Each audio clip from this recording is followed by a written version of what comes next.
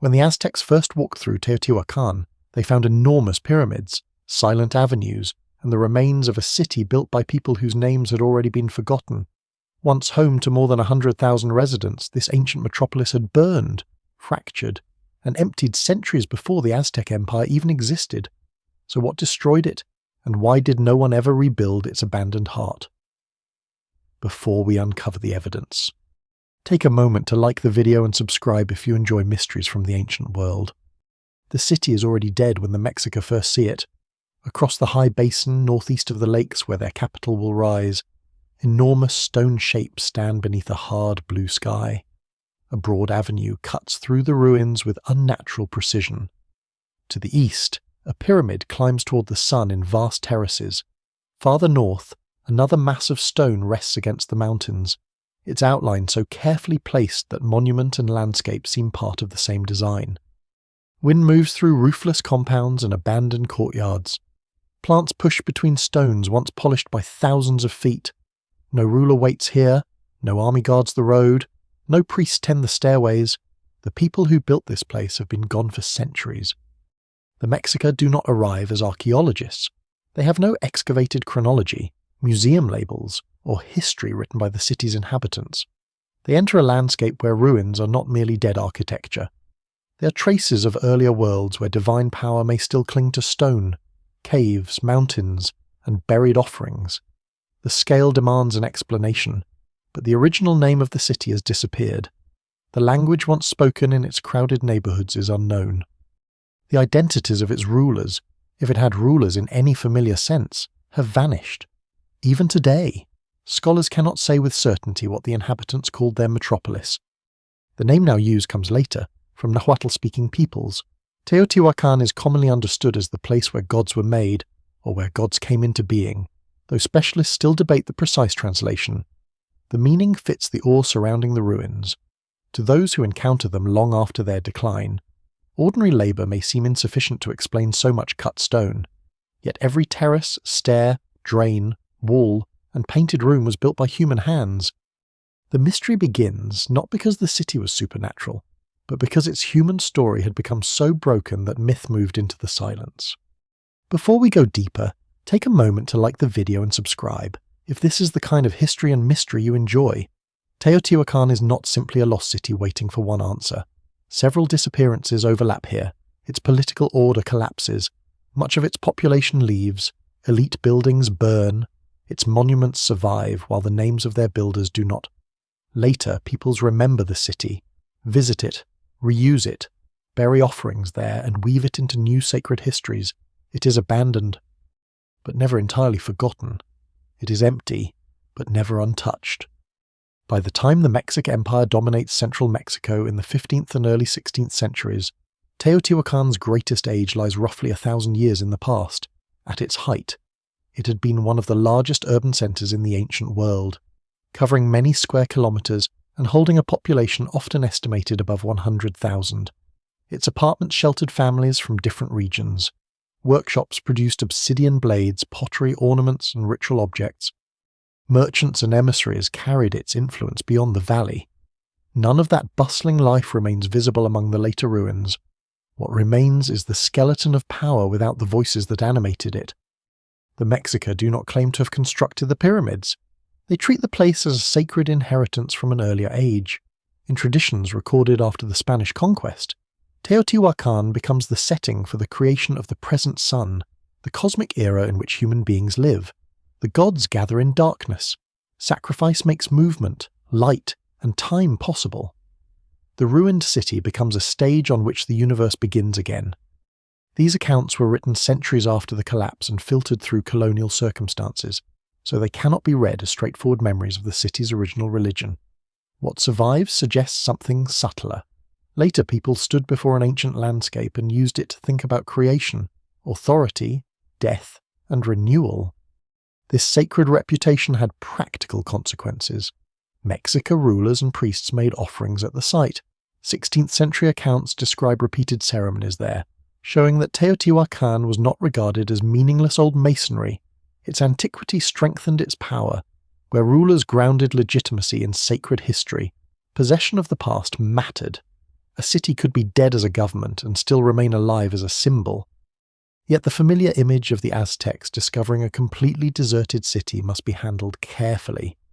Teotihuacan had lost most of its population and no longer functioned as the commanding metropolis it had once been. But communities continued to occupy parts of the valley after the major collapse. Buildings were reused, burials were placed among older structures, pilgrims, farmers, craftsmen, and travellers moved through the region. The evidence remains incomplete. And no single date marks the moment when every street fell silent. The city's death was uneven. Some districts emptied, others changed the purpose. Monumental spaces became ruins while ordinary life persisted nearby. That distinction matters because the central mystery is not why every human being suddenly vanished. They did not. The deeper question is how a city so enormous, organized, wealthy, and influential lost the institutions that held it together, and why the memory of those institutions became so faint. Teotihuacan left no known royal list comparable to those of Egypt or Mesopotamia. No surviving text gives the city's own account of rebellion, invasion, drought, or political failure. Archaeologists reconstruct its ending from burned compounds, abandoned rooms, damaged sculptures, human remains, changing pottery, traces of migration, and the slow retreat of urban life. The Mexicans see the final result without knowing the long sequence behind it. They walk through a city shaped by decisions made centuries before their ancestors entered the valley. They give names to monuments whose original names are lost. The Great North-South Road becomes the Avenue of the Dead. In the emptiness, they do what societies often do when confronted with ruins beyond explanation. They turn absence into meaning. But the stones hold another story beneath that sacred afterlife. Long before Teotihuacan became a city of gods, it was a human settlement in a changing volcanic valley. Families chose to gather there, builders imposed order on the land, migrants arrived from distant regions, fires burned in kitchens, merchants crossed courtyards, and children grew up beneath painted walls. To understand why that world fragmented, the silence must first be reversed. The empty avenue has to be filled again. Not with legend, but with the landscape and people from which the city rose. Long before the avenue, the pyramids, and the painted apartment walls, the basin of central Mexico is a place of water, volcanic stone, reeds, grasslands, and cultivated patches spread between mountains. The valley where Teotihuacan will rise lies more than 2,000 meters above sea level, cool at night, bright by day, and enclosed by ridges that seem to hold the sky in place. To the southwest, lakes dominate the wider basin of Mexico. To the east and north, volcanic slopes provide stone, obsidian, timber, game, and fields that can be worked when rain arrives on time. The landscape is fertile but never effortless. Frost can damage crops. Rainfall can fail. Survival depends on knowing when to plant, where water collects, and how to move food across terrain shaped by ancient eruptions. People have lived in the wider region for thousands of years before Teotihuacan becomes a city. Small communities cultivate maize, beans, squash, and chili peppers, while hunting and exploiting lakeshore resources. Paths connect villages to neighbouring valleys, seasonal markets, obsidian sources, and ceremonial places. Families exchange pottery, tools, food, marriage partners, and stories. By the first millennium before the Common Era, central Mexico already contains complex communities with temples, plazas, craft specialists, and leaders able to organize labor. Teotihuacan does not emerge from an empty wilderness. It grows within a world that already knows agriculture, ritual architecture, regional trade, and the advantages of bringing many households together. The location offers one resource of extraordinary importance: obsidian. This volcanic glass can be fractured into edges sharper than most metal blades, and in ancient Mesoamerica it is essential for cutting meat, shaping wood, preparing hides, harvesting plants, and ritual bloodletting. Important deposits lie within reach of the future city, especially the green obsidian of the Pachuca region to the northeast. Control over extraction and distribution will later strengthen Teotihuacan's economy. But even before the metropolis reaches its height, obsidian helps tie the valley into long-distance networks. A fragment found far from its source can reveal a journey across mountains and political boundaries. Water matters just as much as stone. Springs rise near the base of Cerro Gordo, the mountain dominating the northern horizon. Seasonal streams cross the valley, and the San Juan River cuts through the area where the city will eventually be planned. The river is modest, but it supports fields and settlement. Later builders will redirect parts of its course, fitting water into the geometry of the city. In the beginning, however, water is less a symbol of power than a daily uncertainty. Rain must be captured in soil, canals, terraces, and household storage. A few bad seasons can strain even well-established communities. Beyond the valley, events begin to push people toward this region. During the final centuries before the Common Era, settlements across central Mexico experience upheaval. Some centers decline, populations shift, political networks change. One of the most dramatic forces is volcanic activity. South of the basin, eruptions disrupt communities over time. The eruption of Zittel, though its exact date remains debated, covers parts of the southern basin in lava and contributes to the decline of Cuicuilco, once a major center known for its circular pyramid. The old image of a single eruption instantly sending refugees directly to Teotihuacan is too simple. Scholars still debate the chronology, scale, and sequence of these movements. Yet the evidence suggests that environmental destruction and political instability helped redirect people, labor, and influence toward the northeastern valley. Migrants do not arrive as anonymous crowds. They bring languages, techniques, gods, food traditions, and memories of abandoned homes. Some may come from nearby communities. Others appear to have roots in more distant regions. This diversity will become one of Teotihuacan's defining features, visible centuries later in neighborhoods associated with people from Oaxaca, the Gulf Coast, western Mexico, and Maya lands. The city's cosmopolitan character begins when households from different backgrounds choose, or are compelled, to settle within the same expanding zone. The reasons for that gathering are difficult to separate. Security may play a role during periods of unrest.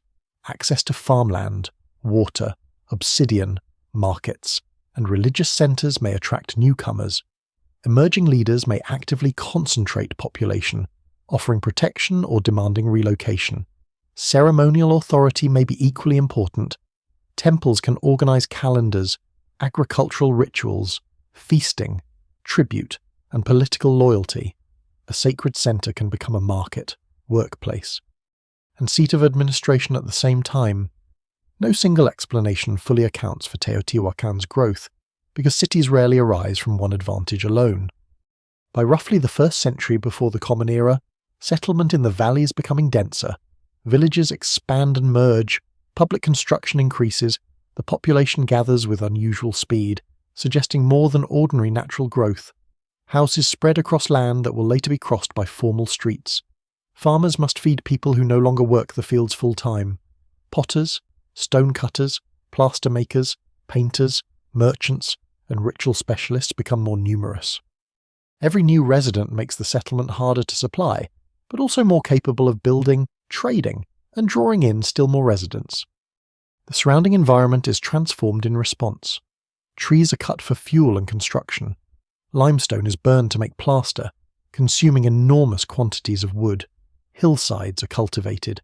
Erosion carries soil toward lower ground, and water channels are maintained.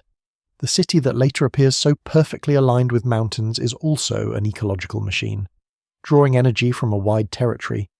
Its beauty depends on continuous extraction, attention hidden beneath fresh plaster and painted walls. At this early stage, nothing guarantees that Teotihuacan will dominate central Mexico. Other communities possess older traditions, established elites, and sacred monuments. The evidence remains incomplete, and the names of those directing the first great building projects are unknown. What can be seen is momentum, population, trade, ritual authority, and construction begin to concentrate in one place. The valley is no longer simply a useful landscape beneath Cerro Gordo, it is becoming a magnet. From a distance, the first large structures may already have seemed to rise out of the earth. Up close, they are the result of quarrying, hauling, leveling, plastering, and feeding thousands of workers. The transformation from scattered settlement to planned metropolis is not a miracle and not an accident. It is a sustained act of organization. Soon, The people of Teotihuacan will impose a grid across the valley, redirect the river, raise artificial mountains, and build residential compounds on a scale rarely seen in the ancient Americas. The landscape that once shaped human settlement is about to be reshaped by the city in return. The transformation begins with lines drawn across the earth.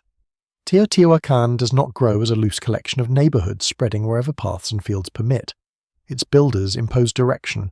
Streets, ceremonial spaces, residential compounds, and waterways are aligned according to a common plan, creating an urban grid that extends across much of the valley. The principal axis runs slightly east of true north. A deliberate orientation repeated again and again in structures built over generations.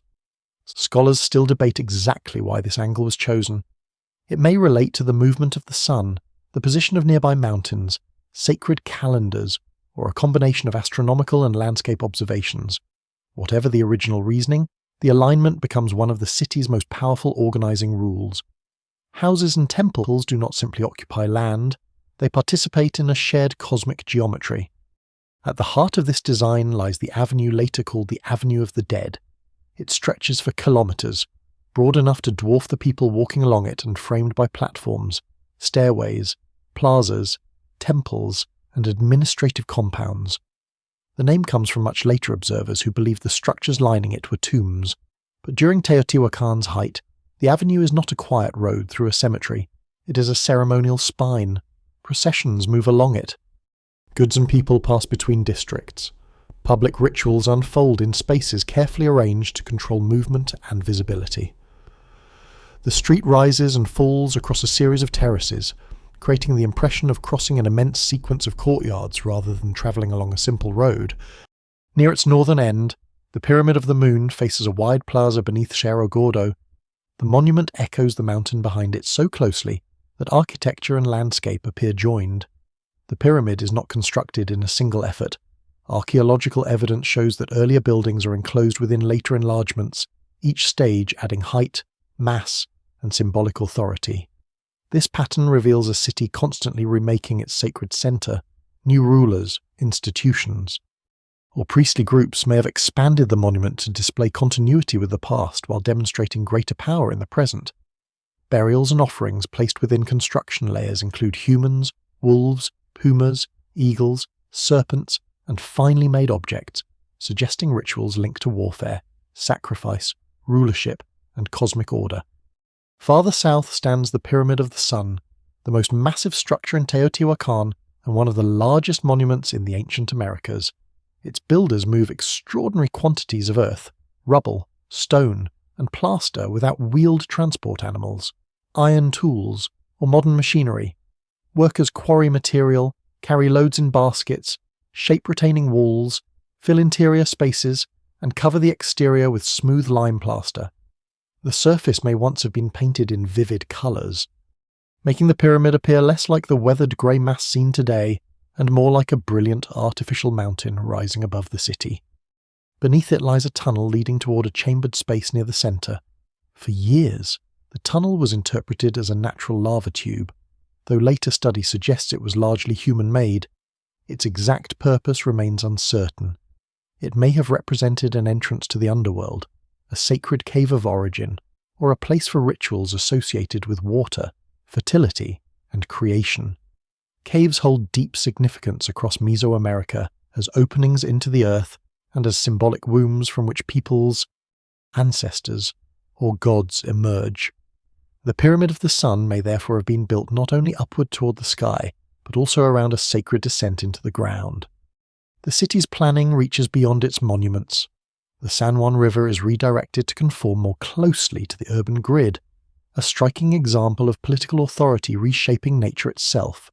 Waterways, drains, streets, and courtyards must be maintained across generations.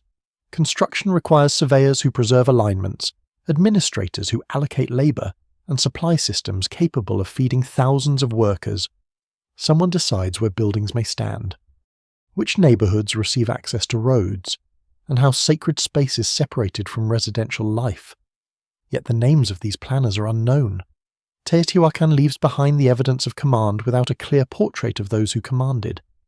By the 2nd and 3rd centuries, the metropolis expands rapidly. Older houses are replaced by apartment compounds built from stone and plaster. These enclosed complexes usually contain multiple rooms arranged around courtyards, with spaces for sleeping, cooking, storage, craft production, and ritual. Many compounds accommodate extended families or groups linked by occupation and origin. Their walls are often decorated with murals showing gods, animals, flowers, water, shells, birds, and elaborate headdresses. Even ordinary urban life unfolds within architecture that expresses identity and belief. The apartment compound is one of Teotihuacan's most surprising achievements. In many ancient cities, most inhabitants live in fragile structures that leave little trace, while palaces and temples dominate the archaeological record. At Teotihuacan, a large portion of the population occupies durable multifamily residences. These are not equal in size or luxury. Some contain richly painted rooms, fine drains, and spacious courtyards, while others are more modest and crowded. Inequality is clearly present. Still, the widespread use of planned compounds suggests a city whose organization reaches deeply into domestic life. To build on this scale, Teotihuacan draws people from across the region. Entire communities may have been relocated or absorbed as the city grows. New arrivals bring labor and specialized knowledge, but they also create the challenge of maintaining order among people with different customs and loyalties.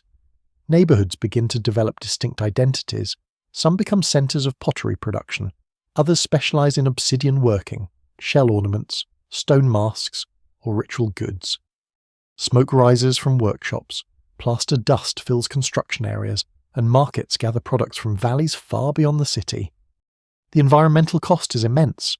Lime plaster requires burning limestone at high temperatures, consuming large amounts of wood. Timber is needed for roofs, beams, tools, and fuel.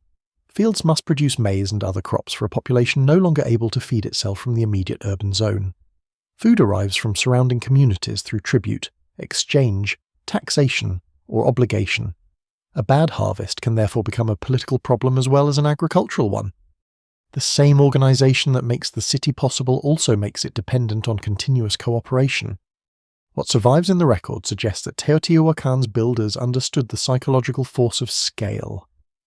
A person approaching the ceremonial center passes walls, platforms, and stairways arranged to make the individual feel small within a larger order. Mountains are mirrored by pyramids, rivers are bent into straight lines, neighborhoods repeat the same orientation. The message is quiet but unmistakable. The city belongs to a system greater than any single household. By the time its main monuments dominate the valley, Teotihuacan is no longer merely a growing settlement. It is an engineered world, a place where religion, administration, labor, and landscape have been fused into stone. Yet the more perfectly organized it becomes, the more difficult its central mystery appears. A city capable of coordinating such enormous effort should have left behind celebrated kings, carved victories, and named dynasties. Instead, its monuments speak loudly while its rulers remain almost completely silent. That silence is not a small gap in the record. It changes the entire way Teotihuacan must be understood. Across much of the ancient world, rulers announce themselves relentlessly. Their names are carved into stone, repeated in genealogies, painted on palace walls, and attached to military victories. Kings stand larger than everyone else, wear unmistakable regalia, receive captives, speak with gods, and place their bodies inside monuments designed to preserve their authority after death. Teotihuacan offers almost none of this in a form scholars can identify with confidence.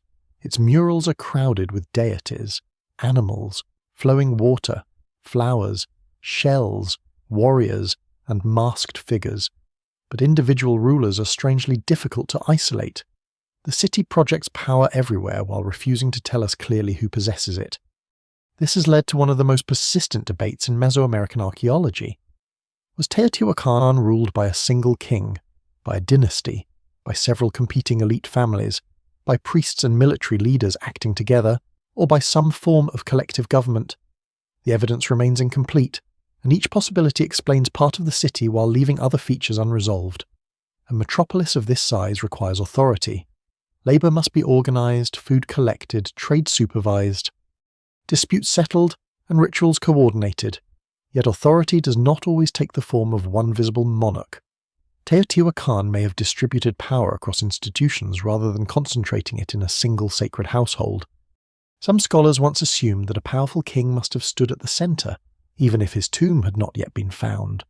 The scale of the pyramid seemed to demand a ruler comparable to the pharaohs of Egypt or the divine kings of the Maya world. This interpretation remains possible, especially for the city's earlier phases, when monumental building accelerated and centralized direction may have been strongest. But after more than a century of excavation, no universally accepted royal burial has appeared beneath the Great Pyramids. Rich offerings have been discovered, along with sacrificial victims and elite objects, yet no body can be confidently identified as the supreme ruler of Teotihuacan. The absence is striking because royal tombs elsewhere often serve as political archives. They reveal names, bloodlines, alliances, costumes, diets, wounds, and beliefs. At Teotihuacan, burial evidence is far more dispersed. Elite individuals are found in residential compounds and ceremonial contexts, but they do not form an obvious sequence of kings. This may mean the tombs remain undiscovered. Looting, ancient disturbance, and incomplete excavation could have erased the clearest evidence. It may also mean that rulers were buried according to customs archaeologists have not yet recognized. No single explanation fully accounts for the silence. The city's art deepens the problem. Human figures often appear in elaborate costume, wearing feathered headdresses, shell ornaments, goggles, masks, and tassels. Some scatter seeds or release streams of liquid from their hands. Others carry weapons or stand in disciplined groups. They may represent gods, priests, rulers, military orders, ancestors, or people transformed through ritual performance. Teotihuacan artists seem less interested in portraits than in roles. Identity is communicated through costume and action rather than individualized faces. A leader may be shown not as a named person, but as the temporary embodiment of an office, deity, or institution. This visual language contrasts sharply with classic Maya art, where kings are frequently named and shown performing specific events on precise dates. Teotihuacan symbols appear more impersonal. That does not mean the society was peaceful or egalitarian. Sacrifice, warfare, and hierarchy are present throughout the archaeological record. It means that the ideology of power may have emphasized the city, the gods, or the collective order above the personal fame of one ruler. The individual disappears inside the role, just as the resident disappears inside the geometric plan of the metropolis. One influential interpretation suggests that Teotihuacan may have shifted toward a more collective form of rule after its early monumental phase. Under this model, several elite groups shared authority, perhaps representing powerful districts, military organizations, priestly offices, or commercial interests. Councils could have governed through negotiation while presenting decisions as the will of sacred institutions. The city's later architecture may support this possibility. Rather than a single overwhelming royal palace, the urban centre contains multiple administrative and residential complexes, including the Ciudadela and other large compounds capable of housing elite groups and coordinating public affairs. The Ciudadela, despite its later Spanish name meaning citadel, is not simply a fortress. It is an immense sunken plaza surrounded by platforms, with the feathered serpent pyramid dominating one side. Tens of thousands of people may have gathered in or around this space for ceremonies. Beneath the pyramid, archaeologists uncovered the remains of more than 200 sacrificial victims, many placed in carefully arranged groups and accompanied by weapons, ornaments, and objects associated with military identity. Some wore necklaces made from imitation human jaws. Their deaths appear linked to the dedication of the monument and to the creation of political order through controlled violence. The feathered serpent pyramid itself once displayed rows of sculpted heads emerging from a surface covered in painted relief. Feathered serpents alternate with other supernatural faces whose identity remains debated. The building communicates movement, danger, fertility, warfare, and cosmic authority. Yet once again, no named king presides over the imagery. The monument glorifies a sacred system rather than a clearly identifiable individual. It may have served as the ceremonial heart of an early regime, perhaps one more centralized and militarized than what came later. At some point, however, the pyramid was partly concealed by a large platform built directly in front of it. This architectural change may represent more than renovation.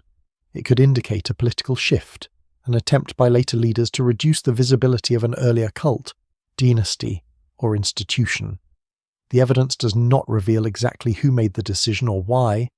Still, the act of covering a richly decorated monument suggests that Teotihuacan's political history included internal change, perhaps even deliberate rejection of previous authority. Power also operates through neighborhoods. Large apartment compounds are not only homes, some function as corporate institutions. Families, artisans, merchants, priests, and foreigners may organize themselves around shared courtyards, shrines, and economic activities. Local leaders could collect resources, settle conflicts, sponsor rituals, and maintain ties with the central administration. This layered structure would allow the city to govern a huge and diverse population without relying entirely on direct commands from a palace. Religion binds these levels together. Ritual calendars coordinate planting, feasting, sacrifice, and public gathering. Sacred imagery repeats across compounds, though not always in identical form. The state may control certain ceremonies while households maintain their own traditions. Priests interpret omens, guard knowledge, manage offerings, and connect political decisions to divine order. Military leaders enforce authority and extend influence beyond the valley. Merchants carry goods and information across long distances. None of these groups operates alone, and their interests may not always align. That tension matters because a shared government can be resilient when cooperation holds, but dangerously fragile when elite factions turn against one another. A king can be overthrown and replaced. A collective system may fracture across several institutions at once.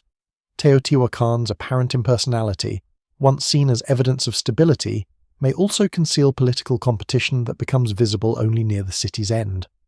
For centuries, however, the system works. Decisions are made, tribute arrives, ceremonies continue, and the city expands. Its leaders do not need their names carved into every wall. Their authority is present in the straight streets, the controlled water, the sacrificial burials, the distribution of workshops, and the repeated alignment of thousands of buildings. Teotihuacan itself becomes the ruler's image. But beyond the monumental center, that power must still enter kitchens, courtyards, workshops, and crowded rooms, where the people who sustain the city experience its order in far more personal ways. Beyond the pyramids and ceremonial plazas, Teotihuacan is a city of enclosed courtyards, smoky kitchens, narrow passageways, plastered rooms, workshops, shrines, storage chambers, and thousands of private routines unfolding behind the walls. From the Avenue of the Dead, the metropolis may appear monumental and controlled, but most residents do not spend their days climbing temple stairways or participating in state ceremonies. They grind maize, repair roofs, shape obsidian, carry water, tend children, prepare pigments, clean courtyards, trade food, bury relatives, and negotiate the pressures of living close to many other households. The city survives not because its pyramids are impressive, but because these repeated acts of labor continue every morning. A large portion of Teotihuacan's population lives inside apartment compounds. Rectangular complexes surrounded by thick exterior walls. Entrances are limited, giving each compound a sense of separation from the street. Inside, rooms open onto interconnected courtyards that provide light, ventilation, and space for cooking, craftwork, ritual, and conversation. Several extended families may share the same compound, perhaps linked by kinship, occupation, neighborhood identity, or place of origin. Some residents are born there and remain for much of their lives. Others arrive from distant regions and enter a city whose scale, language, customs, and authority may be unfamiliar. The word apartment can make these buildings sound modern, but their organization is distinctly ancient. Roofs are generally flat, supported by wooden beams and covered with packed earth and plaster. Floors and walls are coated with lime, creating bright surfaces that reflect daylight into interior spaces. Drainage channels carry rainwater away from courtyards, though maintaining them requires constant attention.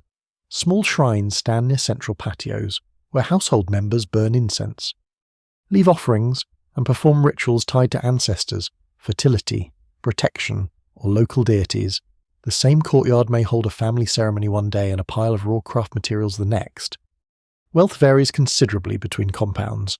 Some contain spacious rooms, finely painted murals, carefully engineered drains, and imported luxury goods. Others are smaller, more crowded, and built with less expensive materials. Even within one complex, certain families may occupy better rooms or control important ritual spaces. Teotihuacan is not an equal city simply because many people live in similar architectural forms. Status is expressed through access to food, burial goods, decorated walls, specialized objects, and the location of a residence within the urban plan. Yet compared with many ancient societies, the widespread use of durable multifamily housing is unusual. A remarkable number of ordinary residents live within buildings constructed to last for generations. Morning begins with sound. Stone grinding tools move against maize. Dogs bark in courtyards. Workers lift baskets, sharpen blades, and prepare loads for market. Thin smoke escapes from cooking areas where maize dough is baked on flat griddles and beans simmer in pottery vessels. Chili peppers, squash, amaranth, cactus fruit, and other foods supplement the staple diet.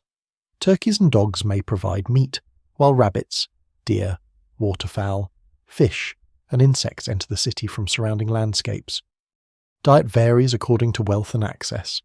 Chemical studies of human remains reveal differences between neighborhoods, suggesting that social identity and origin could influence what people ate. Water must be carried, stored, and rationed. The city possesses springs, channels, drains, and nearby streams, but supplying a dense population remains a daily challenge. Household members collect water in ceramic jars and transport it through streets and courtyards. During dry periods, the effort becomes heavier. A large monument can be completed and left standing, but water provision never ends. The city's political stability rests partly on whether ordinary households can continue meeting needs that the ceremonial center often leaves invisible. Craft production gives many compounds their identity. In one neighborhood, workers shape obsidian cores into blades with extraordinary efficiency. The glass fractures unpredictably in unskilled hands, but experienced artisans can remove long, thin pieces with pressure and controlled strikes. Sharp fragments cover workshop floors. Some blades are used within the city, others are bundled for exchange.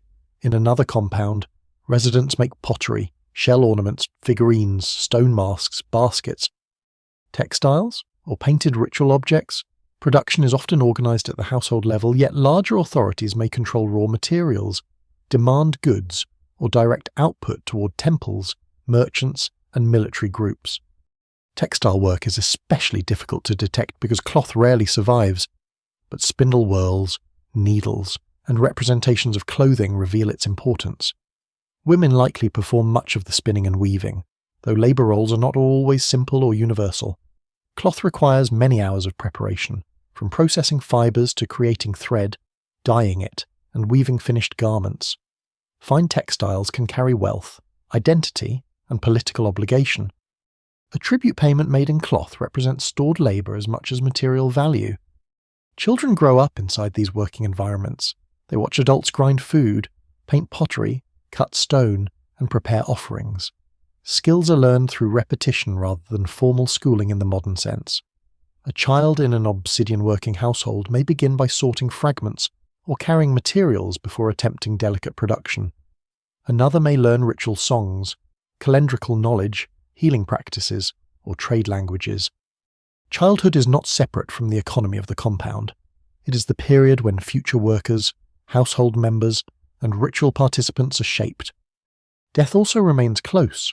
Families bury relatives beneath floors, patios, or nearby spaces, keeping the dead within the architecture of the living. Offerings may include pottery, tools, figurines, ornaments, food, or objects connected to personal identity. Some burials are modest, others display greater status. Human remains reveal injuries, disease, nutritional stress, and the physical consequences of repetitive labor. Teeth become worn by coarse food. Spines and joints carry evidence of heavy loads. The painted walls may show abundance and sacred beauty, but bodies record the cost of sustaining the city. Foreign communities add further complexity. Certain compounds contain pottery styles, burial customs, and architectural details linked to distant regions. In the so-called Oaxaca neighborhood, residents preserve connections to southern Mexico over multiple generations. Elsewhere, People associated with Gulf Coast traditions or Western regions live within the metropolis. They may speak different languages at home, prepare familiar foods, and maintain distant family ties while participating in Teotihuacan's economy. Scholars still debate how freely these groups moved and whether some were merchants, diplomats, craftsmen, captives, or resettled communities. Their presence makes the city less a single people than a negotiated collection of identities. Murals transform many residential interiors. Bright reds dominate, joined by green, yellow, white, and black. Birds release streams of sound or water from their beaks. Felines, serpents, flowers, shells, and masked figures fill walls with motion. Some images may represent prayers, origin stories, military orders, or visions associated with ritual substances. Their exact meanings remain uncertain because no readable explanatory texts survive. What is clear is that art is not confined to royal palaces. It surrounds domestic life, placing households inside a sacred and political universe. The compound offers protection, but it can also enforce conformity. Neighbours observe one another. Elders, priests, and local leaders regulate shared spaces. Craft obligations tie families to supply networks they may not control. Taxes or tribute must be delivered. Labour may be demanded for construction, military service, ceremonies, and maintenance. The city provides opportunity, security, markets, and belonging. Yet, it also reaches into the household through rules and expectations. For generations, this dense urban system holds together.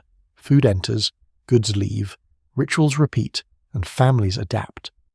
But every courtyard depends on the wider city, and the wider city depends on tens of thousands of courtyards. If harvests fail, trade is interrupted, or political factions compete for resources, the strain will appear first in ordinary lives. Behind the monumental facades, Teotihuacan's strength is distributed among its people, so is its vulnerability. The courtyards of Teotihuacan do not end at the city walls. Every obsidian blade, shell ornament, painted vessel, feather bundle, and sack of maize belongs to a network extending far beyond the valley. Roads cross mountain passes toward the Gulf Coast, the Oaxaca highlands, western Mexico, and the Maya lowlands. Traders move on foot because there are no horses, oxen, or wheeled carts carrying heavy cargo across Mesoamerica. Goods travel on human backs, divided into loads that can survive steep slopes, tropical heat, cold plateaus, rivers, and political frontiers. A journey of several hundred kilometers is therefore not a simple commercial trip. It is a chain of resting places, trusted intermediaries, market exchanges, diplomatic permissions, and careful calculations about what is valuable enough to carry. Obsidian gives Teotihuacan a particularly powerful advantage. The green volcanic glass from Pachuca is visually distinctive, allowing archaeologists to trace its movement across enormous distances. Teotihuacan's craftsmen transform raw stone into standardized blades, points, ornaments, and ritual objects. The city does not necessarily control every quarry directly or monopolize every route, but its scale allows it to dominate production and distribution in ways smaller centers cannot easily match. Workshops can produce thousands of blades with remarkable consistency. Merchants then carry them into regions where local stone is poorer or where green obsidian holds special prestige. The trade is not only practical. A sharp blade is useful, but the source, color, and workmanship of an object can communicate status. Green obsidian may evoke distant mountains, sacred authority, or connection to the great metropolis. When such objects appear in elite burials far from central Mexico, they reveal more than economic exchange. They suggest that rulers and priests in distant communities value association with Teotihuacan's material world.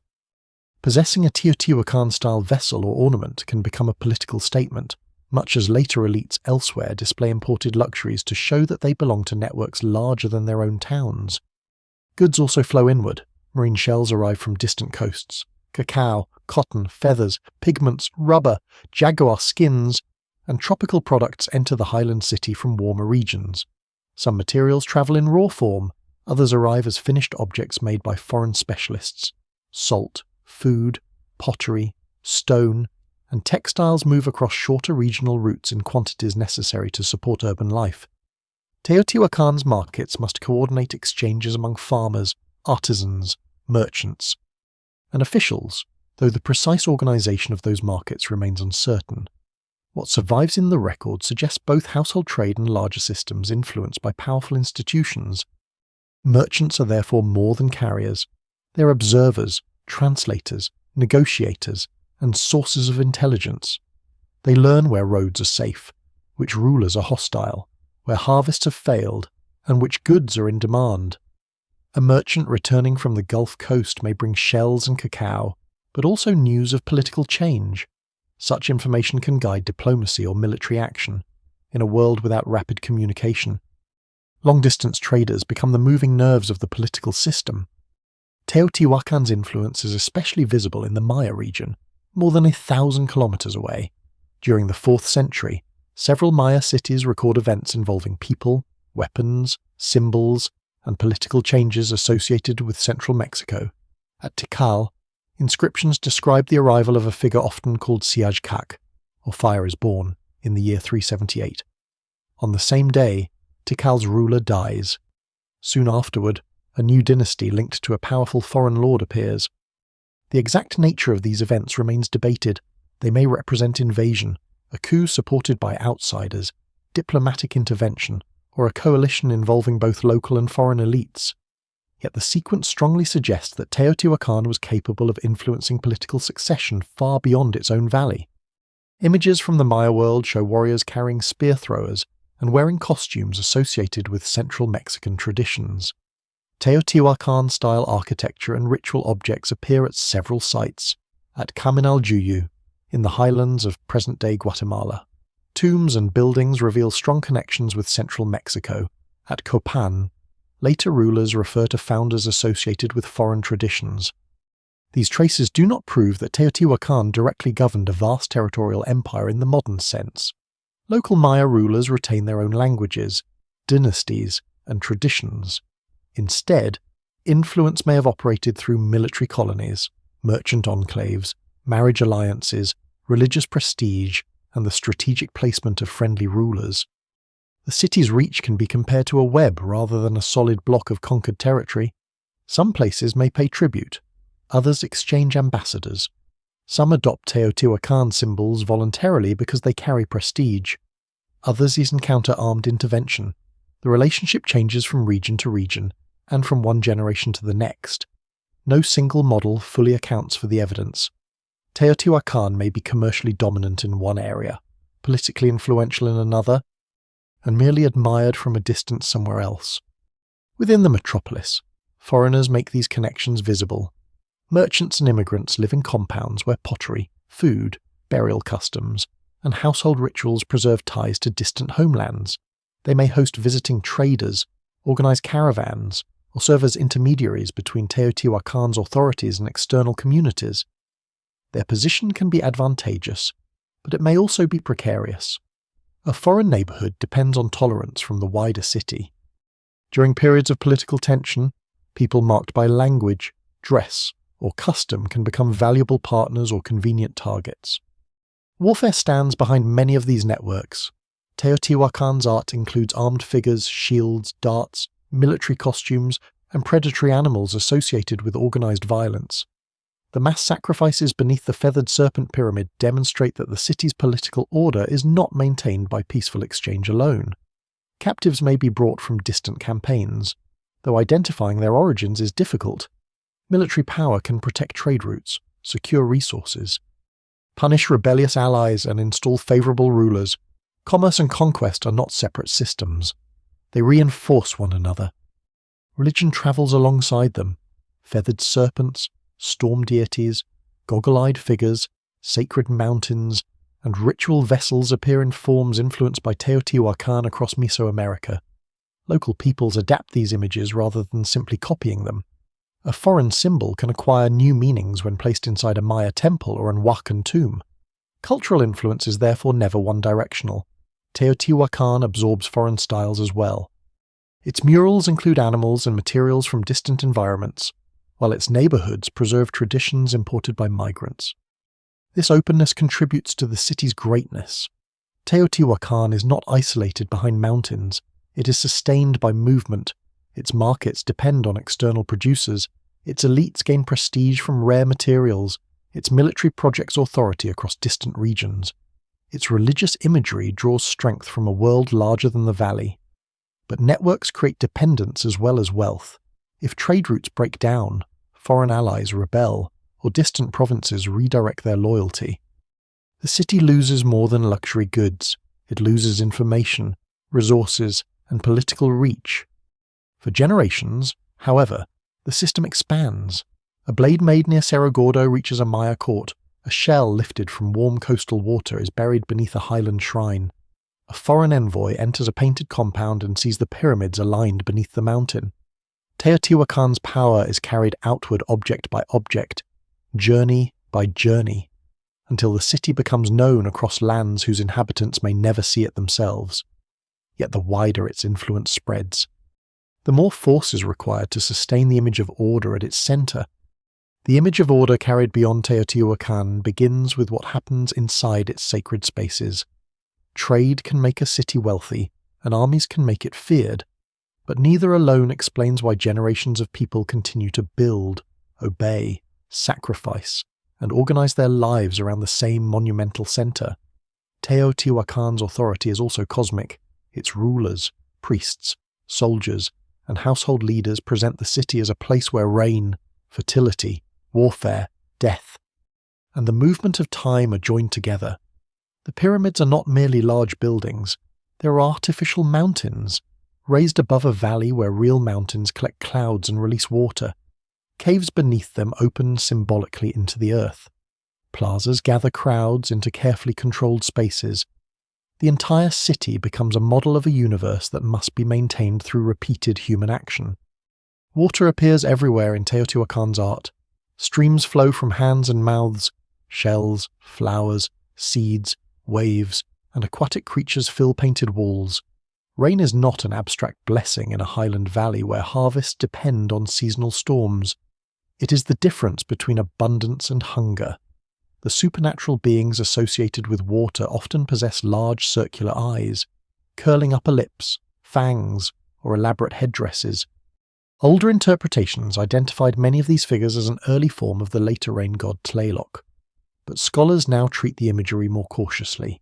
Similar features may belong to several deities, ritual impersonators, or related sacred forces rather than one clearly defined god. The evidence remains incomplete because Teotihuacan's artists left no readable captions explaining who these beings are. The most famous painted figure was once widely called the Great Goddess.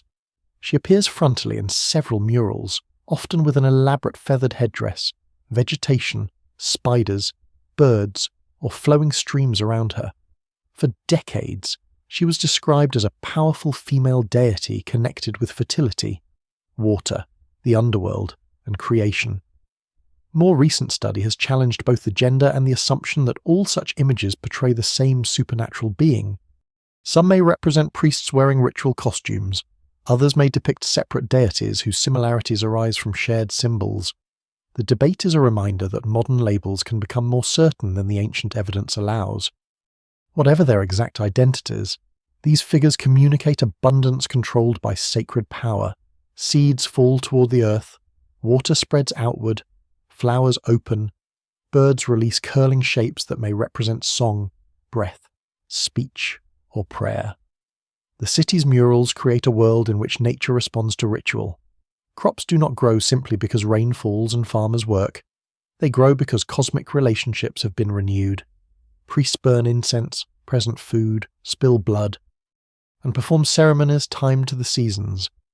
Households repeat smaller versions of these acts in courtyard shrines, connecting domestic life to the same sacred system displayed in the monumental center. Incense burners reveal how elaborate those rituals could be.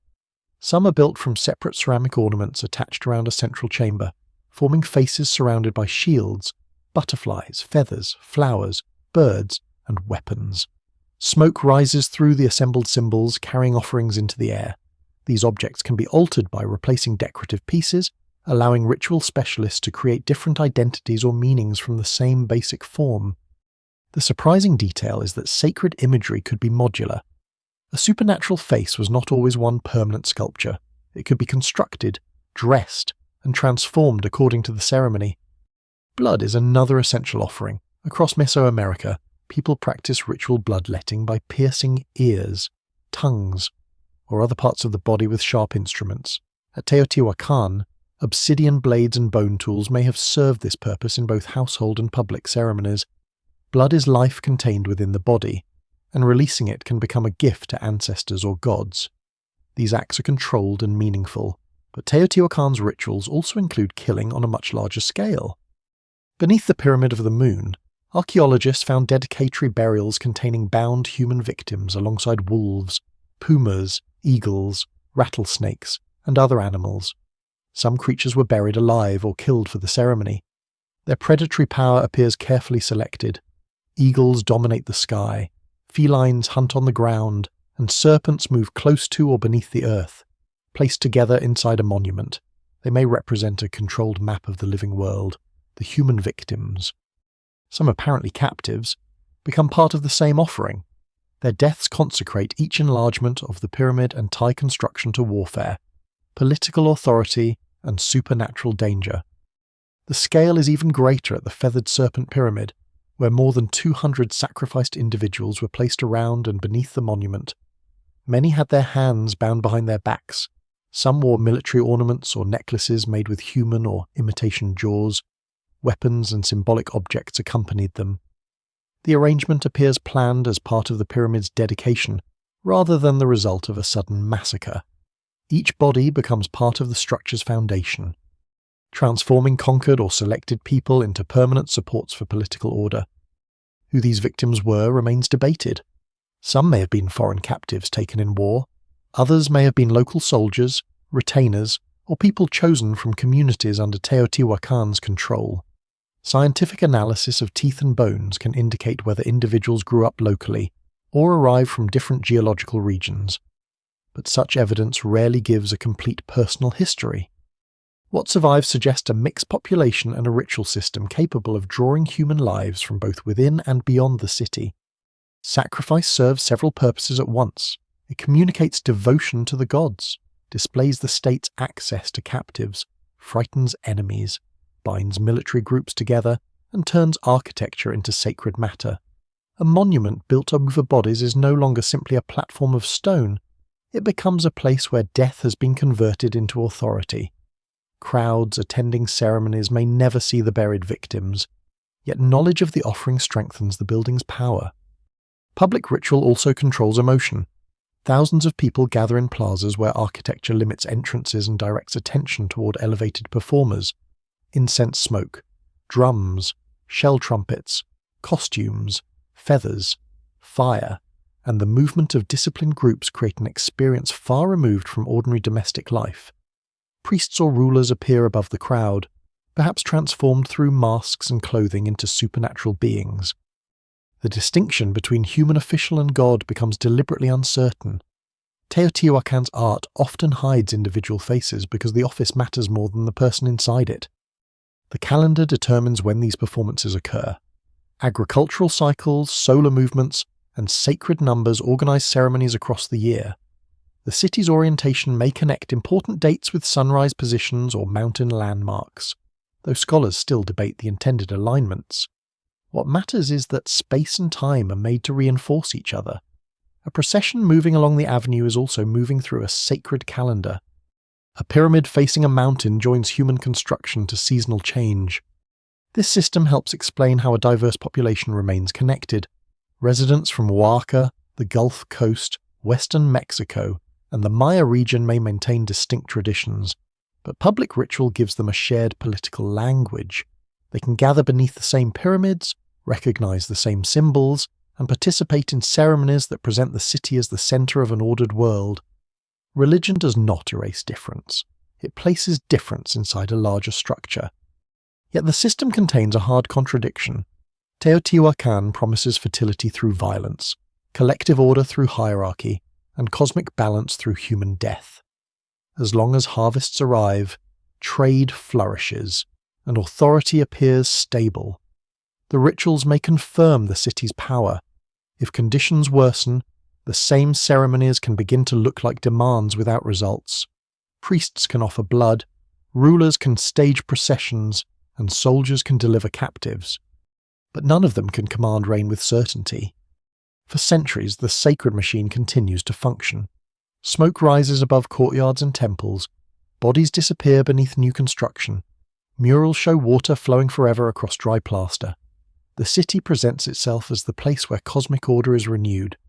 But beneath that confidence, pressure is accumulating in the fields, among neighbourhoods, within elite institutions, and in the unequal burden of sustaining a metropolis whose gods seem to require more and more from the people living below them.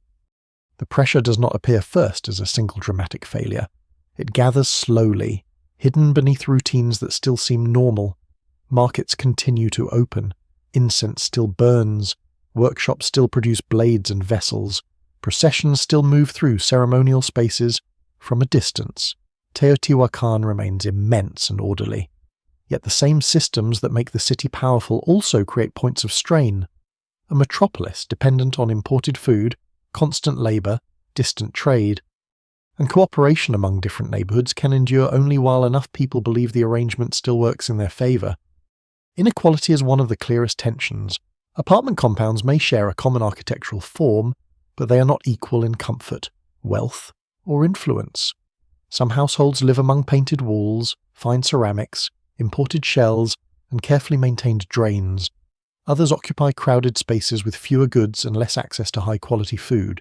Certain compounds control valuable crafts or maintain close ties to religious and political institutions. Others provide labour without enjoying the same rewards. Human remains preserve these differences in the body. Diet, disease, injury, and childhood stress vary across the city, showing that Teotihuacan's apparent uniformity does not produce equal lives. The burden of maintaining the metropolis may also fall unevenly. Monumental construction demands quarrying, hauling, plaster production, and food for workers. Public ceremonies consume valuable materials. Elites display feathers, shells, pigments, and objects brought from distant regions. Ordinary households must continue producing food, textiles, pottery, tools, and tribute while also meeting local obligations. A city can celebrate collective identity while distributing sacrifice very unequally. The evidence remains incomplete, but what survives suggests that privilege became increasingly concentrated in certain sectors of Teotihuacan society. Resource pressure adds another layer. The city draws timber and fuel from surrounding landscapes for cooking, construction, and the production of lime plaster. As nearby forests are reduced, wood must be carried from greater distances. Cultivation expands onto slopes where soil is more vulnerable to erosion. Water remains limited and seasonally uncertain.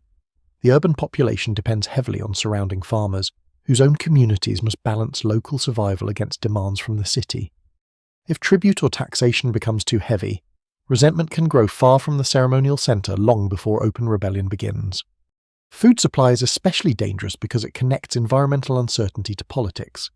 A poor harvest does not affect every resident in the same way. Wealthy households may draw on stored grain, trade connections, or privileged access to tribute. Poorer families reduce portions, substitute less desirable foods, or send members elsewhere in search of work. Children experience nutritional stress. Illness spreads more easily through crowded compounds. When scarcity becomes visible, the state's claims of cosmic control begin to weaken. Murals may continue to show endless water and flowering plants, but painted abundance cannot fill an empty storage jar. Neighbourhood diversity, once a source of resilience, can also become a fault line. Teotihuacan contains communities with different origins, customs, occupations, and external connections. Some districts specialise in obsidian, others produce ceramics, process animals, or host foreign merchants. These groups depend on one another, but they may also compete for resources, markets, and political influence. A disruption in long-distance trade can damage one neighbourhood more severely than another. A change in leadership may favour certain institutions while excluding rivals. Foreign residents can be celebrated as useful intermediaries during prosperous periods and treated with suspicion when conditions deteriorate. The city's political structure may make these divisions harder to resolve. If power is shared among several elite groups, stability depends on negotiation. Priests, military leaders, merchant organizations, neighborhood authorities, and hereditary families may cooperate when wealth is expanding. When resources shrink, the same groups have more reason to protect their own position. Decisions become slower, alliances more fragile, and public projects more difficult to sustain. A collective system can conceal conflict for years because no single ruler openly represents the whole crisis. Changes in architecture may record some of these political shifts. Important buildings are modified, covered, or repurposed. The feathered serpent pyramid, once among the most visually powerful monuments in the city, is partly hidden behind a later platform. This may reflect a change in religious practice, a rejection of earlier leadership, or an attempt to reduce the influence of a military cult associated with the monument. Scholars still debate the meaning of the alteration, but it suggests that Teotihuacan's sacred landscape was not politically frozen. Later, authorities could suppress the symbols of those who came before them. Murals also reveal signs of social identity becoming more localized. Instead of one perfectly uniform state religion, compounds display distinct combinations of gods, animals, costumes, and ritual practices. Military groups may develop their own symbols. Merchant communities preserve foreign traditions. Neighborhood shrines reinforce local belonging. This diversity does not prove political collapse, but it shows that loyalty may be layered. A resident can belong to Teotihuacan while also identifying more strongly with a compound, profession, ethnic community, or religious organization. Crime, informal exchange, and resistance are harder to detect archaeologically, yet they almost certainly exist. Goods can be hidden from officials, tribute can be delayed, laborers can abandon projects, craftspeople can redirect production into unofficial markets, farmers can move away, neighborhood leaders can negotiate, obstruct, or quietly refuse central demands. Ancient states rarely collapse only when armies attack their walls. They weaken when thousands of small acts of cooperation become less reliable. The city's size magnifies every problem. Supplying a village after a difficult season is one challenge. Supplying tens of thousands of urban residents is another. A broken canal, interrupted road, political dispute, or failed crop can affect entire districts. Administrative complexity becomes a weakness when communication and trust begin to fail. The institutions that once coordinated labor may become symbols of extraction. The rituals that once united the population may appear increasingly remote from daily hardship. Still, there is no evidence that everyone recognizes an approaching collapse. People continue marrying, raising children, repairing homes, and placing offerings in household shrines. Craftsmen train apprentices for futures they expect to arrive. Elites renovate compounds. Priests repeat ceremonies whose origins may already be ancient. Civilizations rarely experience their decline as a single clear descent. For most people, crisis arrives as a series of inconveniences, shortages, rumors, political disputes, and local disruptions. Then some disputes stop remaining local. Competition among elites begins to focus on the ceremonial core itself, where wealth, authority, and sacred legitimacy have been concentrated for centuries. The Avenue of the Dead, once the setting for carefully controlled processions, becomes the stage for a very different kind of public action. Buildings associated with power are targeted. Wooden roofs catch fire. Painted walls blacken. Statues are broken. The first cracks, long concealed behind plaster and ritual, are about to become visible in flame. The fire does not sweep blindly across Teotihuacan. It does not consume every neighborhood, every apartment compound, or every workshop with equal force. Instead, destruction concentrates around the ceremonial and administrative heart of the city. Along the Avenue of the Dead, buildings connected with authority are burned, smashed, stripped, and abandoned. Roof beams collapse into rooms. Painted plaster is scorched. Sculptures are broken. Doorways are blocked by rubble, in places. Flames seem to have been deliberately set where they would damage the structures most closely associated with elite power. The pattern is one of the most important clues in the city's collapse, because it looks less like an accidental urban fire than an attack on the political order itself. Fire is common in ancient cities. Flat roofs contain wood, reeds, and other combustible materials. Cooking flames burn inside compounds. Workshops use heat. Dry seasons make sparks dangerous. A single accident can spread rapidly through connected buildings. Yet the destruction near Teotihuacan's center appears too selective to be explained easily by ordinary disaster. Large parts of the residential city survive without the same intensity of burning, while important palaces, temples, and administrative complexes suffer concentrated damage. This suggests intention. Someone knew which buildings mattered. The date is not exact. Archaeologists generally place the major episode of destruction around the 6th century, perhaps near the middle of it, though the sequence may have unfolded over years rather than one night.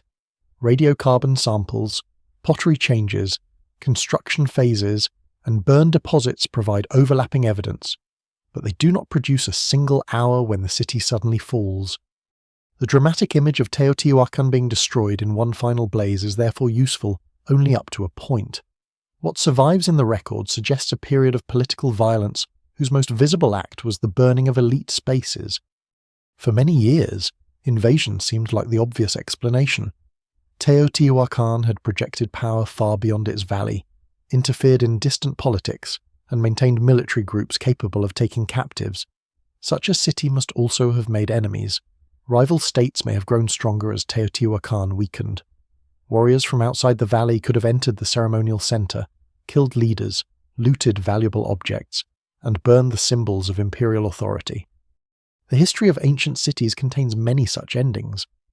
Yet the invasion theory faces serious problems. Archaeologists have not found clear evidence of a foreign army occupying the metropolis immediately after the destruction.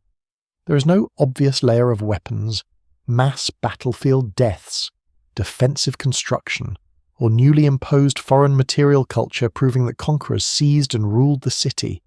External attackers might have raided and withdrawn, leaving few traces, but the selective targeting of elite compounds is equally consistent with people who already understood the city from within. Invaders can learn where power resides. Residents already know every entrance. Internal rebellion has therefore become one of the strongest explanations. If ordinary residents, neighborhood organizations, or lower-ranking elites turned against the ruling institutions, the ceremonial core would be a logical target.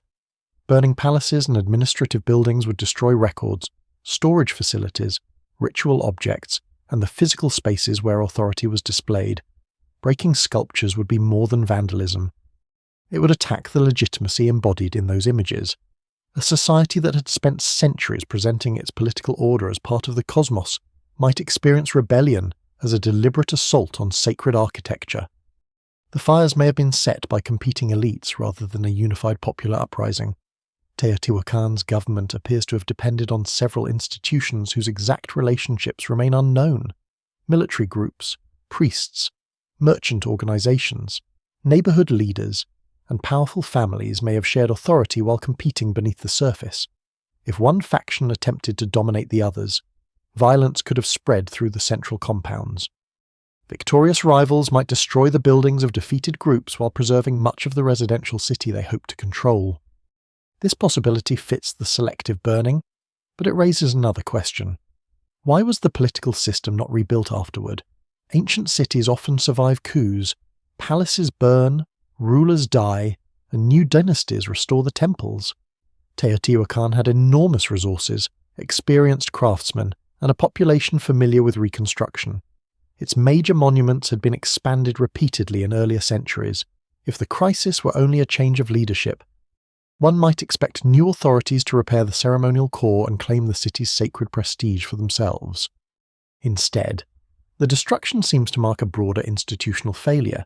Some buildings are reused, but the central system never recovers its former scale. Population declines, construction slows, long-distance influence weakens, neighborhoods become more independent or are gradually abandoned. This suggests that the fire is not the sole cause of collapse. It is the visible expression of tensions already severe enough to prevent restoration. Looting complicates the picture. Valuable materials are removed from burned buildings, but it is difficult to determine when. Some objects may have been taken during the attack. Others may have been scavenged years later by residents living among the ruins. Stone blocks, wooden beams, pottery, and ornaments remain useful after political authority disappears. A ruined palace can become a quarry. The removal of wealth therefore records both violence and the slow, practical dismantling of the old order. There are also signs that destruction may have carried ritual meaning. In Mesoamerica, buildings are sometimes ceremonially terminated when they are abandoned, replaced, or stripped of sacred power. Objects may be broken deliberately. Doorways may be sealed. Offerings may be placed before a structure is left behind. Some damage at Teotihuacan could belong to such practices, but the scale of burning and the concentration on elite architecture go beyond ordinary closure. Ritual and political violence are not mutually exclusive. Attackers may destroy a building precisely because they believe it holds dangerous sacred authority. The people responsible may not have seen themselves as destroying Teotihuacan. They may have believed they were purifying it, overthrowing corrupt leaders, restoring an older order, avenging deprivation, or transferring power to another faction. Revolutions rarely begin with the intention of creating empty ruins for future archaeologists. Participants act within immediate conflicts whose details are now lost. No inscription names the rebels, victims, or leaders. No surviving account explains whether crowds gathered along the avenue or whether fighting remained confined behind compound walls. Human remains provide only fragments. Some individuals show violent injuries, but there is no single enormous massacre clearly corresponding to the fall of the city. That absence does not mean the conflict was bloodless. Bodies may have been removed, buried elsewhere, exposed, burned, or never discovered. The ceremonial centre covers a vast area, much of it still unexcavated. Archaeology reveals patterns, not complete scenes. The lesser-known surprise is that those who burned the centre may have spared much of the infrastructure that ordinary life required. Residential compounds, workshops, and local shrines did not all vanish in the same event. People remained in portions of the city after the fires. This makes the destruction look less like an attempt to erase every resident, and more like an attack on the institutions above them. The targets were not simply buildings, they were the machinery of authority. For a time, smoke hangs over the avenue where ceremonial processions once moved in disciplined order. The pyramids remain too massive to destroy, but the structures around them are scarred. The city's geometry survives while the political relationships that gave it meaning begin to unravel. Whoever set the fire succeeds in ending something, but not in creating a stable replacement. The flames explain why elite buildings were ruined. They do not explain why the population could no longer sustain the metropolis afterward. Beneath the political crisis lies another form of pressure, slower and less visible than fire years when rain becomes unreliable. Fields produce less, and competition over food sharpens every division already present in the city. Rain leaves no burned wall, it does not shatter sculpture, overturn altars, or leave a clear layer of destruction beneath the ground. A drought can pass through a city almost invisibly at first, measured only in shrinking streams, harder soil, thinner harvests, and the growing distance between what households need and what the land can provide. By the time political violence erupts at Teotihuacan, central Mexico appears to be experiencing periods of significant climatic stress. Evidence from lake sediments, cave deposits, tree ring records, and other environmental archives suggest that parts of Mesoamerica suffered prolonged dryness during the 6th century. The timing overlaps with Teotihuacan's decline, but the relationship is not simple. Drought does not march into the Avenue of the Dead and set elite buildings on fire. It changes the conditions under which people decide whether to obey, cooperate, resist, or leave. The city is especially vulnerable because of its scale. Tens of thousands of people depend on crops grown beyond the dense urban centre. Maize, beans, squash, amaranth, and other foods must arrive regularly from surrounding fields and more distant communities. In favourable years, this system supports artisans, merchants, priests, soldiers, and administrators who do not spend all their time farming. In poor years, the same specialisation becomes dangerous. A village can reduce consumption, draw on local knowledge, or scatter temporarily to other plots. A metropolis cannot easily move its population when storage rooms empty. The highland environment already demands careful timing. Rain falls seasonally, and crops must develop before cold conditions return. Frost can damage maize at higher elevations. Thin soils on slopes lose moisture quickly. If rains begin late, stop early, or arrive in violent bursts that wash soil away rather than soaking into it. Yields fall. One failed season creates hardship. Several failures within a generation can alter politics. Farmers may consume seed grain intended for the next planting. Livestock and game become scarcer near settlements. Families sell valued possessions, delay ceremonies, abandon workshops, or send members elsewhere. Teotihuacan's leaders may have attempted to manage this instability through storage, tribute redistribution, canals, terraces, and control over regional markets. The city's drainage and water systems demonstrate impressive engineering, but they cannot create rain. Reservoirs and channels can preserve and redirect available water. They cannot replace years of reduced precipitation across an entire agricultural zone. The surrounding countryside must also maintain its own population while supplying the city. When harvests decline, every demand from the metropolis becomes more difficult to satisfy. Drought therefore becomes a test of legitimacy.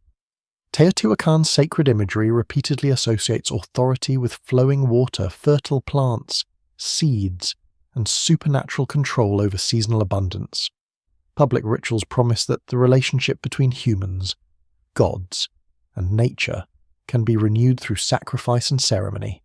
During prosperous periods, rainfall seems to confirm that order. During prolonged dryness, the contradiction becomes harder to ignore. Priests can increase offerings. Leaders can organize larger ceremonies.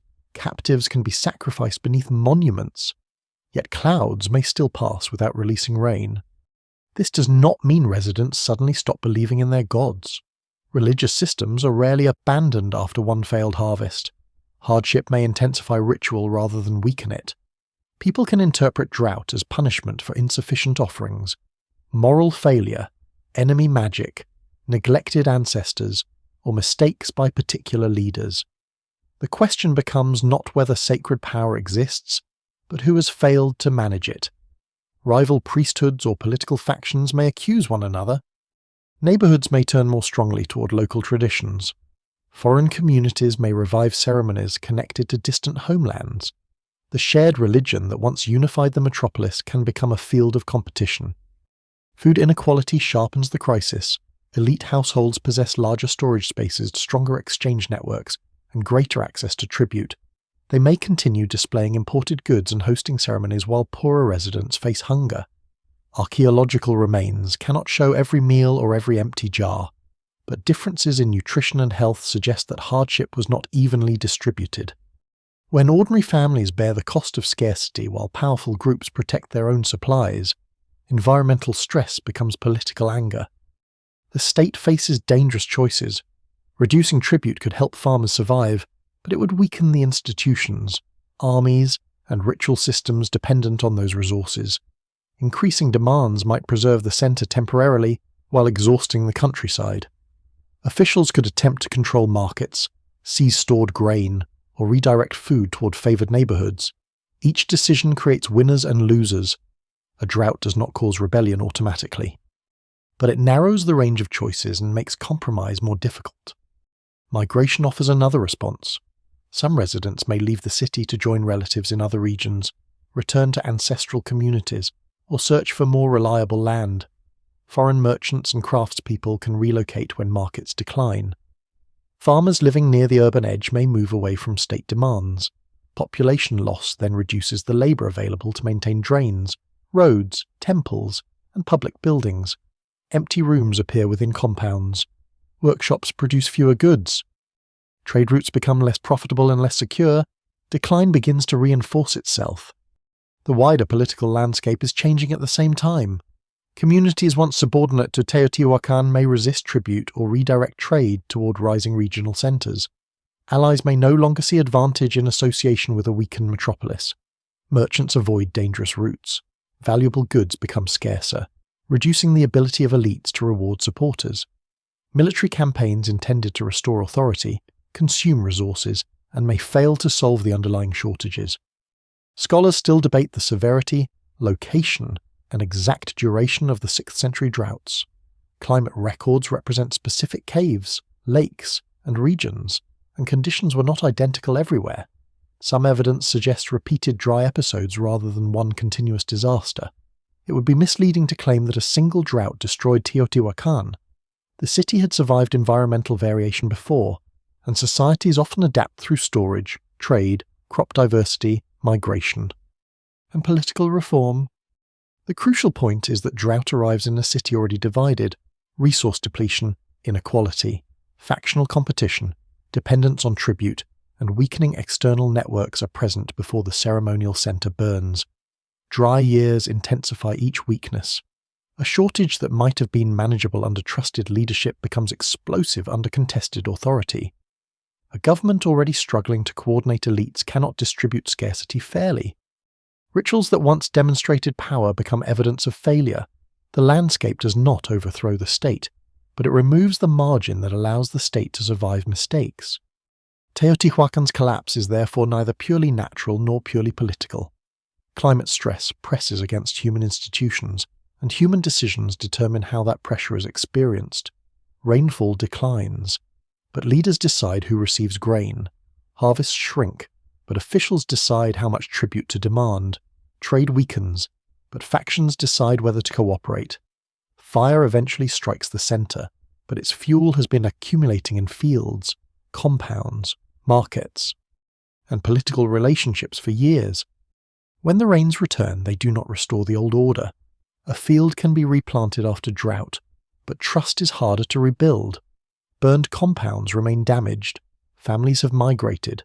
Regional rivals have gained strength. The city that once controlled water, labor, and sacred time no longer possesses the authority required to gather them back together. Teotihuacan does not disappear in a single dry season.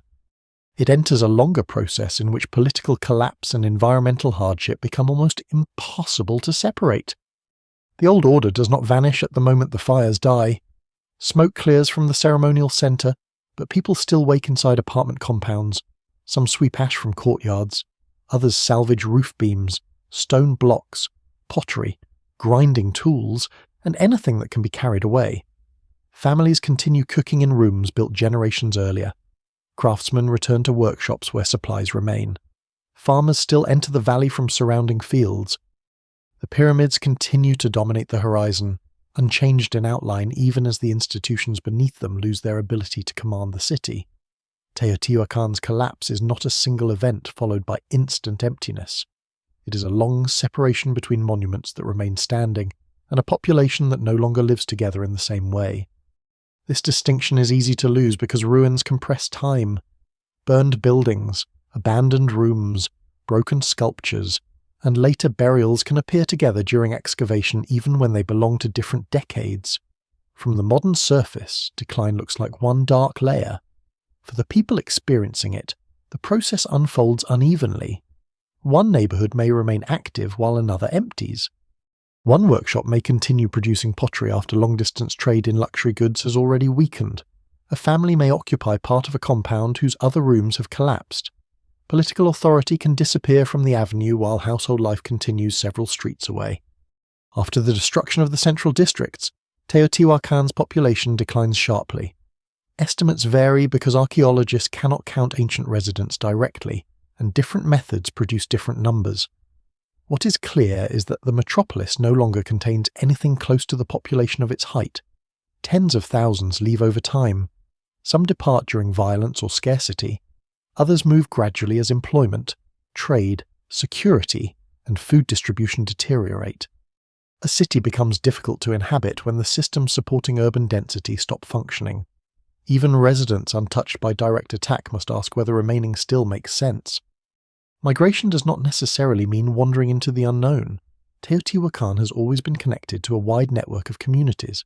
Residents may have relatives in nearby villages, ancestral ties to Oaxaca or the Gulf Coast, commercial partners in other valleys, or opportunities in rising regional centers. Some migrants return to places their families left generations earlier. Others join settlements already receiving displaced craftspeople, merchants, soldiers, and religious specialists. They carry Teotihuacan traditions with them, including architectural styles, pottery techniques, ritual symbols, and memories of urban organization. The city's decline therefore spreads influence even as it destroys central power. Elements once concentrated in Teotihuacan appear across post-collapse Mesoamerica in new combinations. This does not mean every similar object was carried by a refugee from the metropolis. Styles can spread through imitation, trade, and political prestige. Yet movement of people almost certainly contributes. A potter trained in a Teotihuacan workshop does not forget how to shape clay after leaving. A military group does not abandon every symbol of rank. Priests and merchants carry knowledge that can be useful to new patrons. Within Teotihuacan, maintenance begins to fail. Drains fill with sediment, plaster cracks and is not replaced. Roofs leak, walls collapse into courtyards, streets become obstructed by debris. Large urban systems require coordinated labour, and coordination becomes difficult when authority is contested and population is falling. A blocked drain may seem minor, but repeated across thousands of compounds. Such failures make whole districts less habitable. Water collects where it should flow away. Foundations weaken, vegetation enters abandoned rooms. The decline of craft production follows a similar pattern. Specialised workshops depend on reliable access to raw materials and customers. Obsidian workers need cores from distant sources or controlled quarries. Shell workers require coastal trade. Painters need pigments and wealthy patrons. When networks break down, craftspeople may switch to simpler local production, relocate, or stop working altogether. Standardized goods become less common. Markets shrink. The city loses the economic complexity that once allowed so many residents to survive without farming directly. Political fragmentation accelerates the process. Local leaders may control individual neighborhoods, compounds, or surviving markets, but no institution successfully restores authority across the entire metropolis. Some groups may attempt to claim parts of the ceremonial center, others withdraw from it. Sacred buildings are reused, looted, or avoided. The same pyramids that once unified the city now stand above communities with fewer shared obligations. Monumental space remains powerful, but it no longer guarantees political unity. Violence may continue after the major fires. Reduced authority makes roads less secure, and competition over stored food, useful buildings, and remaining resources can create local conflict. Yet the archaeological record does not show one final extermination of the population. There is no evidence that every resident was killed or driven out at once. Instead, the city contracts. Occupation becomes patchy. Former public spaces take on domestic or funerary uses. Rooms designed for elite administration may shelter ordinary households or storage. The meaning of architecture changes faster than the architecture itself. Burials provide some of the clearest evidence that life continues. People place their dead in and around older compounds after the political collapse. These graves may cut through earlier floors or occupy spaces no longer maintained according to the original plan. The dead remain connected to the ruins, but the communities burying them belong to a changed social world. Their pottery, ornaments, and burial customs reveal new influences and shifting identities. Teotihuacan is no longer one dominant city culture. It is becoming a landscape inhabited by smaller groups with different relationships to the past. The surviving population may have viewed the old monumental core with mixed emotions. Some residents were descendants of those who built and maintained it. Others may have arrived after the destruction. The ruins could represent sacred ancestry, failed authority, dangerous spirits, valuable building material, or all of these at once. A burned palace may be remembered as the site of oppression by one group and as a lost centre of the order by another. Archaeology cannot recover every memory attached to the stones. The phrase abandoned city therefore conceals more than it reveals. Teotihuacan is abandoned as the political and economic system that once governed a vast metropolis. It is not abandoned in the sense that every human presence ends. Its population falls, its neighbourhoods contract, and its institutions fail. But occupation continues in altered form. Pilgrims may still visit. Farmers cultivate nearby land. Travellers use old routes. Families live among compounds built for a world that no longer exists. No single explanation fully accounts for the collapse because collapse is not one thing. Fire destroys elite buildings. Drought strains agriculture. Political conflict breaks cooperation. Trade networks weaken. Migration reduces labour. Failing infrastructure makes urban life harder. Each process strengthens the others. Once enough residents leave, the remaining population cannot maintain the systems that might have encouraged people to stay. Decline becomes self-sustaining.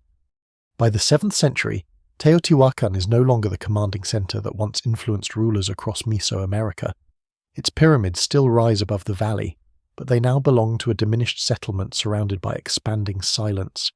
The city has not disappeared. It has changed from a living metropolis into a place where people inhabit fragments of an older order. Soon, the ruins themselves will become home, quarry, cemetery, shrine, and memory for those who remain among them. Among the ruins, life becomes smaller, more local, and more difficult to see. The great avenues remain, but they no longer direct the movement of a unified metropolis. The pyramids still rise above the valley, but their stairways lead to ceremonies whose original meanings are fading. Apartment compounds survive as broken shells, some partly occupied, others reduced to storage spaces, workshops, animal pens, burial grounds, or sources of reusable stone. Teotihuacan has lost the machinery that once coordinated tens of thousands of residents, yet the valley does not become empty. People remain because ruins can still provide shelter, fields, water, memory, and opportunity. Some survivors may be descendants of families who lived through the political collapse. They know which walls are stable, where old drains run beneath the ground, which courtyards collect water, and which abandoned rooms can be repaired with the least effort. Their knowledge is practical, but it may also be sacred. A household shrine can remain meaningful after the institution that once supported its rituals has disappeared. Ancestors buried beneath floors still belong to the family. Leaving a compound may therefore mean abandoning not only property but the dead. Other residents arrive from outside. A weakened city can attract migrants as well as lose them. Empty rooms require no monumental construction. Abandoned workshops contain useful debris. Fields once tied to powerful institutions may become available. Travellers, farmers, artisans, and displaced groups can occupy spaces once reserved for residents of higher status. These newcomers may not recognize every symbol painted on the walls, but they can adapt the architecture to their own needs. A ceremonial chamber becomes a kitchen, a corridor is blocked to create a smaller dwelling, stones from a collapsed temple become foundations for a modest house. Archaeologists detect these changes through altered floors, crude repairs, new hearths, storage pits, and burials cut into older structures. The later occupation often looks less carefully planned than the city at its height. Walls no longer follow the original design perfectly. Construction uses salvaged materials. Painted surfaces are covered, damaged, or ignored. This does not mean the inhabitants lack skill. They are working within a city whose population, labour system, and political priorities have changed. A family repairing one corner of a vast compound has no reason to restore rooms it will never use. The old infrastructure remains both useful and burdensome. Streets continue to connect parts of the valley, yes, but debris blocks some routes. Drains can carry water if they are cleared, yet no central authority organises maintenance across entire districts. Residents may preserve channels near their homes while allowing distant sections to collapse. Public systems become private responsibilities. The city gradually breaks into inhabited islands separated by abandoned architecture. Craft production continues, though at a reduced scale. Potters still shape vessels for cooking and storage. Obsidian workers collect old fragments, reshape discarded cores, or obtain smaller quantities of new material. Textile production remains essential because clothing wears out regardless of political conditions. Some artisans may preserve techniques inherited from the metropolis, but their customers are now local rather than imperial. Goods become less standardized. Production serves households and nearby markets instead of distant networks stretching across Mesoamerica. Scavenging becomes part of the economy. Teotihuacan contains generations of accumulated material. Roof beams, dressed stone, plaster, pottery, obsidian, ornaments, and metal-free tools can all be recovered. People dig through abandoned rooms not because they are destroying history, but because useful resources lie everywhere. A broken vessel can become a scoop. A painted stone can be turned inward inside a new wall. A monument can supply construction material for centuries. The city slowly consumes itself. The ceremonial centre remains dangerous in a different way. Ruins associated with former power may inspire reverence, fear, or resentment. Some buildings continue to receive offerings. Others are avoided.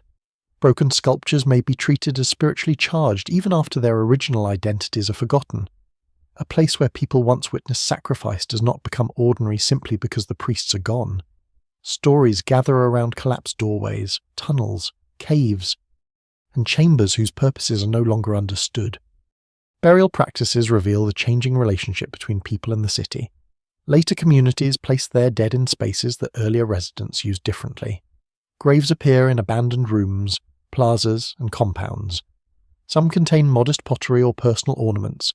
Others show customs associated with populations from beyond the valley. These burials claim the ruins in a powerful way. To bury an ancestor beneath a former palace is to transform imperial space into family ground. Children born during this later period grow up seeing Teotihuacan not as a functioning world capital, but as an immense inherited landscape. They may hear that certain buildings once belonged to powerful people, though details change with each generation. They learn where animals shelter, where useful stone can be found, and which passages are unsafe. The pyramids are ancient even to them. Their knowledge of the city is shaped less by official history than by household memory, warning, rumour, and ritual. The surrounding countryside also changes. As urban demand declines, some fields once intensively cultivated may be abandoned or reorganised. Vegetation returns to neglected areas. Erosion continues where hillsides were stripped. Smaller settlements grow in places that had previously supplied the metropolis. Political influence shifts toward communities better able to control local water, farmland, and trade. Teotihuacan is still physically enormous, but the centre of daily life moves outward. This movement creates a strange reversal. During its rise, the city drew people from villages across the basin. After its collapse, people disperse again, carrying urban knowledge into a more fragmented landscape. Some communities might include former merchants, soldiers, craftsmen, or administrators. They establish new alliances and adapt old symbols to new political settings. Teotihuacan's population declines, but parts of its culture survive through those who leave and those who remain. Scholars still debate the identities of the later inhabitants and how closely they were connected to the city's earlier population. Material culture changes gradually rather than cleanly. New pottery styles appear, but old objects continue in use. Burial customs shift, but not everywhere at once. Languages leave almost no direct trace. The evidence suggests continuity mixed with migration, not a simple replacement of one people by another. What disappears most completely is not human presence, but central coordination. No authority restores the avenue as the spine of a metropolis. No institution rebuilds the burned administrative compounds at their former scale. No massive labour force renews the plaster on the pyramids. The city remains inhabited without becoming whole again. Over time, later communities come to live beside a past too large for them to reproduce. They light cooking fires in rooms once painted for elite ceremonies. They bury relatives beneath floors laid by unknown builders. They walk past monuments whose original names have vanished. Teotihuacan is becoming something new, not a capital, but a landscape of memory, where ordinary survival continues under the shadow of an abandoned urban dream. As Teotihuacan contracts, the political landscape beyond its ruins begins to move. For centuries, the metropolis had acted as a centre of gravity. Trade routes bent toward it, foreign communities maintained ties with it, and distant rulers borrowed its symbols or negotiated with its representatives. Once that influence weakens, the surrounding world does not simply fall silent. Power scatters. Communities that once occupied secondary positions gain room to expand. Merchants redirect their journeys. Soldiers seek new patrons. Migrants carry skills and traditions into territories where older political boundaries are already changing.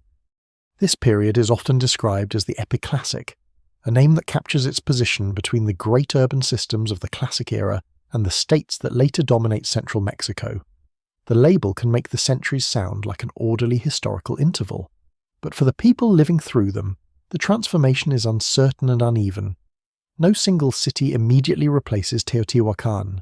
Instead, several regional centres rise, compete, form alliances, control trade corridors, and sometimes build their authority on the cultural fragments of the fallen metropolis. Teotihuacan's decline removes a major source of stability, but it also releases population and expertise. Craftspeople trained in specialised workshops settle elsewhere. Merchants bring knowledge of distant routes. Priests carry ritual traditions, calendars, and sacred images. Military groups preserve weapons, titles, and forms of organisation. Administrators who once worked within urban institutions may offer their abilities to new rulers. Their movement is difficult to trace individual by individual, yet changes in pottery, architecture, burial customs, and artistic styles suggest a world filled with displaced communities and rapidly shifting identities. Some migrants settle in nearby towns, others travel much farther. They do not carry Teotihuacan culture as a complete package. A family may preserve a particular way of making pottery, while abandoning the city's religious imagery. A warrior group may retain Central Mexican weapons but serve a ruler with entirely different traditions. A community may imitate Teotihuacan apartment compounds without reproducing its political structure. What survives is selected, altered, and combined with local practices. New centers emerge in strategically protected locations. Xochicalco, southwest of the Basin of Mexico, rises on fortified hills overlooking important routes between the Central Highlands and western and southern regions. Its position contrasts with Teotihuacan's open valley. Walls, terraces, and restricted approaches suggest a world in which defense has become a central concern. The city's architecture and carved reliefs display influences from several parts of Mesoamerica, indicating that trade and cultural exchange continue even as political trust becomes more fragile.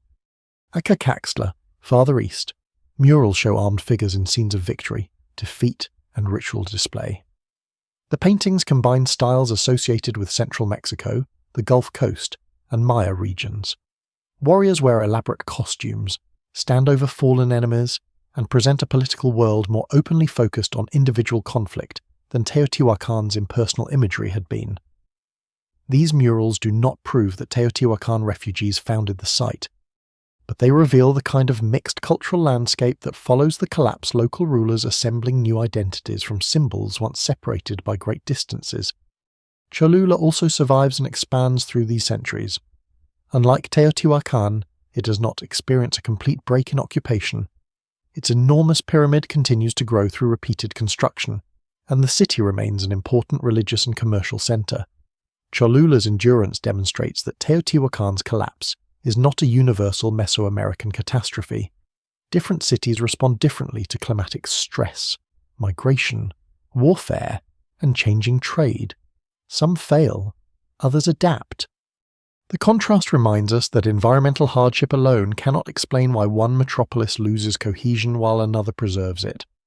Farther east, centers along the Gulf Coast maintain their own traditions while participating in wider networks. El Tajín grows into a major city known for its ball courts, carved monuments, and the Pyramid of the Niches. To the north and west, other communities compete for obsidian sources, agricultural land, and access to trade. The political map becomes crowded with states that are smaller than Teotihuacan at its height, but often more visibly militarized. Warfare appears more prominently in art and architecture. Hilltop settlements are fortified, captives and armed elites become common subjects. Defensive walls suggest fear of raids or prolonged conflict, yet the evidence should not be exaggerated into an image of constant chaos. Farmers continue planting, markets still function, pilgrims travel to sacred places, marriages connect communities, conflict and exchange exist together, sometimes between the same groups. A merchant can cross a border during peace that a warrior contests a generation later. The weakening of centralized trade changes the value of geography. Routes once protected or dominated by Teotihuacan become prizes in their own right. A smaller state controlling a mountain pass can tax merchants and restrict rivals. A city near fertile land or an obsidian source can gain influence without ruling an enormous territory. Political power becomes less concentrated and more regional. Alliances may be strong for a decade and disappear after a ruler's death. Ethnic identities also become more visible and politically useful. Communities define themselves through origin stories, language, dress, ritual, and claims to ancestral land. Migrants may preserve memories of former homelands while negotiating acceptance in new settlements. Local rulers can present themselves as protectors of a particular people rather than governors of a universal city. The cosmopolitan model of Teotihuacan gives way to a landscape where difference is displayed more openly. Though populations remain deeply mixed, the collapse also changes how later societies imagine history. Teotihuacan's abandoned monuments become evidence that even the greatest powers can fall. New rulers may borrow its symbols to claim ancient legitimacy while avoiding its political structure. A feathered serpent, a goggle-eyed rain figure, or a central Mexican weapon can be reused in a new setting and given a new meaning. The old city becomes a reservoir of authority and available to those who can connect themselves to it. No single successor inherits Teotihuacan's full network. This is one reason the city's fall matters so deeply. It does not produce a straightforward transfer from one empire to another. It creates fragmentation, experimentation, and competition lasting for centuries. Regional capitals rise and decline. Populations move repeatedly. Trade routes shift with political fortunes. The memory of the metropolis grows more distant, even as parts of its culture remain embedded in everyday life. By the time Tula later emerges as an influential center north of the basin of Mexico, Teotihuacan has already been politically dead for generations. Tula's rulers belong to a different world, though later traditions sometimes blur the boundaries between ancient peoples, legendary ancestors, and sacred cities. The Toltecs, and eventually the Mexica, inherit landscapes filled with monuments whose histories are only partly remembered. Teotihuacan therefore leaves two legacies at once. Its dispersing people help reshape the societies that follow, while its physical ruins remain fixed in the valley. The political map around it changes again and again, but the pyramids continue watching over the old avenue. Generations pass. Names are lost. New kingdoms rise, fight, and disappear. Eventually, another expanding power enters the basin and looks toward the silent city, not as a failed capital, but as a place older than ordinary human memory. When the Mexica enter the basin of Mexico, Teotihuacan is already ancient beyond ordinary memory. Its streets no longer organize a living metropolis, and its apartment compounds have long since broken into mounds, fragments, and scattered walls. Yet the pyramids remain visible from far across the valley, rising above cultivated land and smaller settlements, like the preserved bones of another age. To people building new political identities in central Mexico, such ruins cannot be treated as meaningless debris.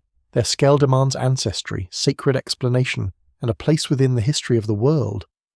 The Mexica themselves are late arrivals to the basin. Their traditions describe a long migration from a northern homeland called Aztlan, followed by years of movement, hardship, warfare, and service to more established powers. When they eventually found Tenochtitlan on an island in Lake Texcoco in the 14th century, they enter a region already crowded with old cities, noble lineages, sacred mountains, competing histories, and claims to legitimate descent. They are ambitious. But they are not yet the unquestioned rulers of central Mexico. To become powerful, they must do more than defeat enemies. They must place themselves inside a prestigious past. Teotihuacan offers such a past on an almost unimaginable scale. Its original builders are no longer remembered clearly, which makes the ruins unusually adaptable. A living dynasty can challenge false claims about its ancestors. A vanished city cannot. Later peoples can approach its monuments, preserve fragments of older tradition, reinterpret what they see, and connect the place to new political and religious needs. The silence surrounding Teotihuacan becomes a source of power because it allows the city to be imagined as older than current kingdoms and closer to the beginning of time. The name Teotihuacan comes from Nahuatl, the language spoken by the Mexica and several other peoples of central Mexico. It is often translated as the place where the gods were created, the place where one becomes a god, or the place of those who possess the road of the gods. The precise meaning remains debated, but each interpretation places divinity at the center. The name does not identify the city's original inhabitants. It describes what later visitors believe the ruins have become. The Mexica also give familiar names to the largest monuments. The great structure near the center becomes the Pyramid of the Sun. The pyramid beneath Cerro Gordo becomes the Pyramid of the Moon. The broad central road becomes the Avenue of the Dead, apparently because the raised platforms along it are interpreted as tombs. These names are later inventions, not surviving labels from Teotihuacan's own age. They reveal how the Mexica read the landscape through their own religious concepts. They do not recover the original city exactly. They transform it into a sacred map they can understand. Teotihuacan enters Mexica tradition most powerfully through the creation of the present sun. In the surviving colonial era accounts, The gods gather at Teotihuacan after an earlier cosmic age has ended. The world lies in darkness. A new sun must be created, but creation requires sacrifice. Two gods volunteer to enter the fire. One is wealthy and proud, dressed in fine materials. The other is humble, sickly, and associated with poverty. When the moment comes, the proud god hesitates before the flames, while the humble one throws himself forward. Only then does the other follow. The two become celestial lights, but the newly created sun refuses to move. The rest of the gods must sacrifice themselves so that the cosmos can begin its motion. Wind then drives the sun and moon across the sky. The story links Teotihuacan to fire, death, humility, obligation, and the renewal of time. The city is not merely where gods once lived. It is where divine beings accept death so that the present world can exist. These narratives were recorded after the Spanish conquest, often by Christian friars working with indigenous informants. They cannot be treated as untouched transcripts of beliefs held centuries earlier. Details vary between sources, and colonial circumstances shaped how stories were told and written. Scholars still debate how much of the tradition reflects pre-conquest ritual, how much preserves older regional mythology, and how much changed during transmission. Even so, the central association is clear. Teotihuacan had become a place of cosmic beginnings long before European observers attempted to describe it. The Mexica do not simply tell stories about the ruins from a distance. They visit the site, perform ceremonies, and leave offerings. Archaeological discoveries show that objects were deposited at Teotihuacan centuries after the metropolis collapsed. Some offerings belong to the Mexica period and appear deliberately placed within older sacred spaces. Masks, vessels, figurines, incense burners, and other objects may have been collected, moved, reused, or dedicated according to later ritual purposes. Ancient artifacts themselves could acquire sacred value because they were believed to come from an age closer to the gods. Mexica rulers may also have visited Teotihuacan as part of ceremonies connected with authority. A king who stands among the pyramids is not merely touring an impressive ruin. He is placing his reign beneath the weight of sacred antiquity. The city's age strengthens the claim that political order belongs within a cosmic sequence. The Mexica Empire is new compared with Teotihuacan, but by performing rituals there, its rulers can present themselves as heirs to a much older sacred landscape. This relationship is not simple imitation. Mexica religion has its own gods, institutions, calendars, and imperial demands. Teotihuacan is incorporated into that system rather than restored as it once was. The meanings assigned to the pyramids may differ sharply from the intentions of their original builders. The Mexica know the ruins through stories transmitted by earlier peoples, observations of the landscape, discoveries of buried objects, and their own theological interpretation. Memory accumulates in layers, with each generation adding meaning while older details fade. The physical experience of the place must have strengthened those interpretations. A visitor walking north along the avenue sees the Pyramid of the Moon framed by the mountain behind it. Massive platforms rise on either side. Even ruined, the city preserves deliberate alignments that make landscape and architecture appear connected. Tunnels and buried chambers suggest entrances to hidden worlds. Sculpted serpents emerge from stone. Faces of unknown supernatural beings stare from broken facades. Without written explanations, the monuments seem to confirm that this was not an ordinary human settlement. Yet people continue living around and within the wider valley. Farmers cultivate land near the ruins. Travelers pass through. Communities maintain their own relationships to the ancient city. The Mexica encounter Teotihuacan not as a perfectly sealed archaeological site, but as a living sacred landscape already known to other peoples. Stories may have circulated for generations before Mexica power reached its height. The empire adopts, reorganizes, and amplifies traditions that were not necessarily created by the Mexica alone.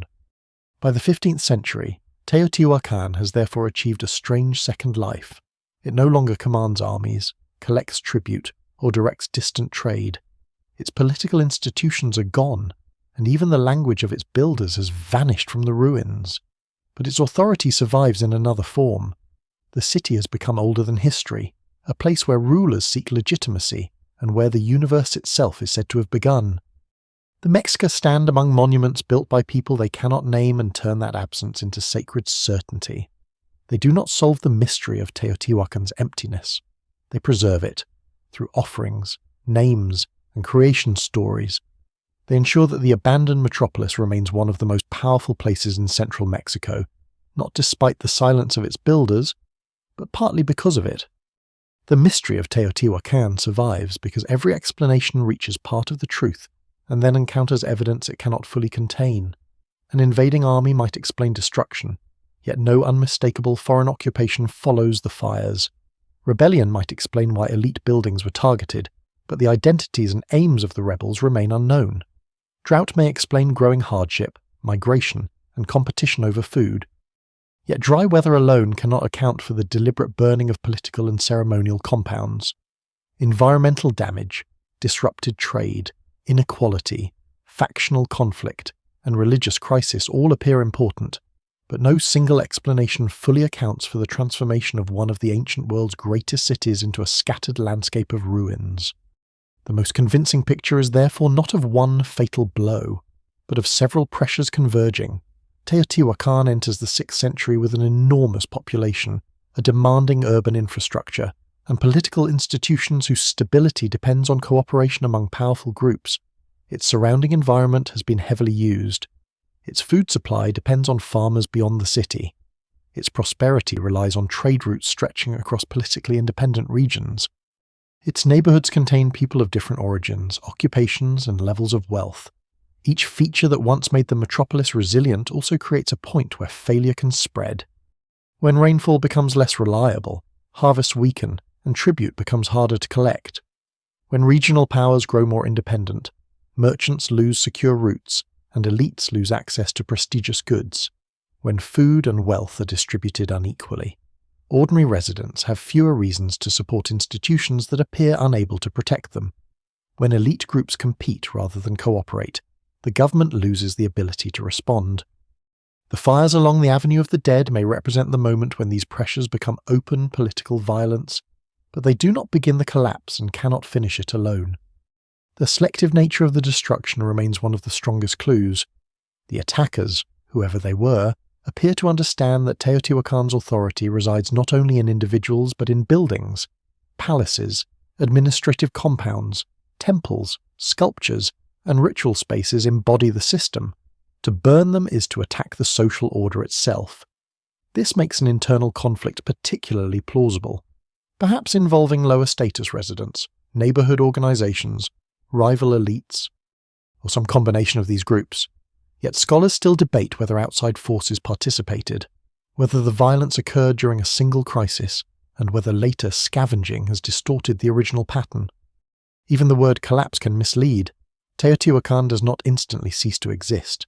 Its population falls, its central government fails, and its long-distance influence fades, but people remain in the valley. Some continue occupying old compounds, others build simpler homes among the ruins. Burials are placed inside abandoned spaces. Workshops continue on a smaller scale. Pilgrims visit. Farmers cultivate nearby land. Later communities reuse stone, repair rooms, and create new relationships with monuments whose original meanings are disappearing. Teotihuacan was therefore not completely empty before the Aztecs arrived. It was empty in a more specific and haunting sense. The great city was no longer functioning as the city its builders had intended. The Avenue of the Dead no longer organized the movement of a unified population. The pyramids no longer stood at the center of a government capable of mobilizing thousands of workers. Apartment compounds no longer formed part of one coordinated urban system. The metropolis had become a collection of inhabited fragments surrounded by monumental remains. This distinction helps explain why the Mexica could encounter people living near Teotihuacan while still treating the ruins as the work of an earlier world. A farmer cultivating land beside a pyramid is not necessarily the heir to the political knowledge that created it. Generations of disruption can preserve local stories while erasing rulers' names, institutional structures, and historical sequences. Oral traditions change as languages, populations, and political needs change. By the time Mexica priests and rulers enter the sacred landscape, the builders of Teotihuacan belong to a past so distant that myth offers a more powerful explanation than ordinary history. The absence of a readable historical record deepens the silence. Teotihuacan used symbols and probably maintained complex systems of memory, administration, and ritual knowledge, but no securely deciphered writing system has revealed its own account of events. There is no surviving chronicle describing the drought, no inscription naming the leaders whose compounds burned, and no royal monument explaining why the population dispersed. Archaeologists must reconstruct the city from objects that were never intended to answer modern questions: fragments of pottery, chemical traces in teeth, pollen in sediments, ash beneath floors, bones placed under pyramids, and murals whose symbols remain partly obscure. Even the identity of Teotihuacan's inhabitants resists simple definition. The city contains migrants from many parts of Mesoamerica, and several languages may have been spoken within its neighborhoods. Suggestions have included ancestors of Nahua, Otomi, Totonac, Mixozoquian, and other peoples, but no single proposal has gained universal acceptance. The metropolis may never have belonged to one ethnic group in the first place. Its strength may have come precisely from its ability to gather different communities into a shared urban order. That possibility makes its disappearance more understandable and more unsettling. Teotihuacan may not have been held together by common ancestry, but by functioning institutions, economic opportunity, religious authority, and the belief that the city's order would endure. Once those bonds weakened, residents retained their families, crafts, languages, and neighborhood identities even as the larger civic identity fractured. The people did not vanish. The system that made them Teotihuacanos did. Modern excavation has recovered extraordinary details, but each discovery enlarges the mystery as often as it resolves it. Tunnels beneath monuments reveal offerings, but not the names of those who placed them there. Sacrificial burials reveal organized violence, but not the political speeches that justified it. Foreign neighborhoods demonstrate diversity, but not whether migrants arrived freely, under obligation, or as captives. Burned compounds reveal conflict, but not which side believed it had won. Teotihuacan resists a final answer because cities are not single organisms with one cause of death. They are agreements repeated across generations, agreements to deliver food, maintain roads, respect authority, share rituals, protect trade, and imagine a common future. The metropolis survives while enough of those agreements remain credible. It collapses when too many fail at once. The Aztecs eventually inherit the ruins, but not the explanation. They name the pyramids, leave offerings, and place the creation of the sun among the ancient stones.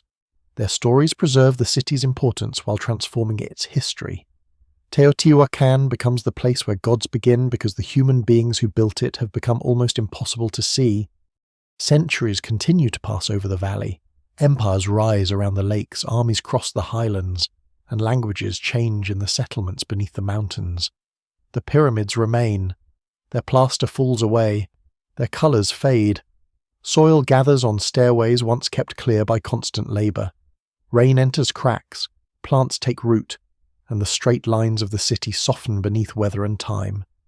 Yet Teotihuacan never becomes entirely silent.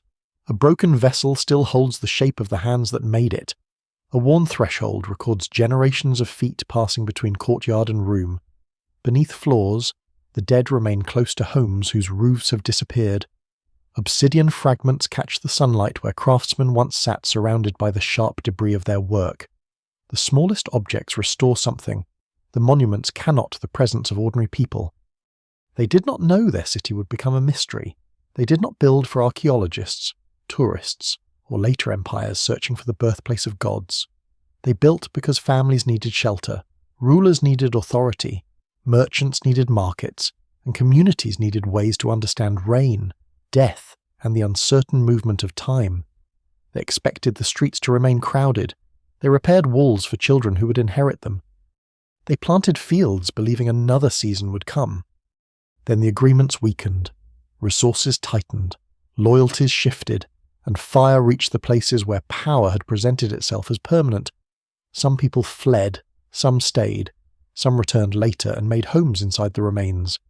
Memory narrowed from history into story, and story widened into myth. That may be the most enduring lesson of Teotihuacan. Civilizations rarely disappear as completely as their ruins suggest.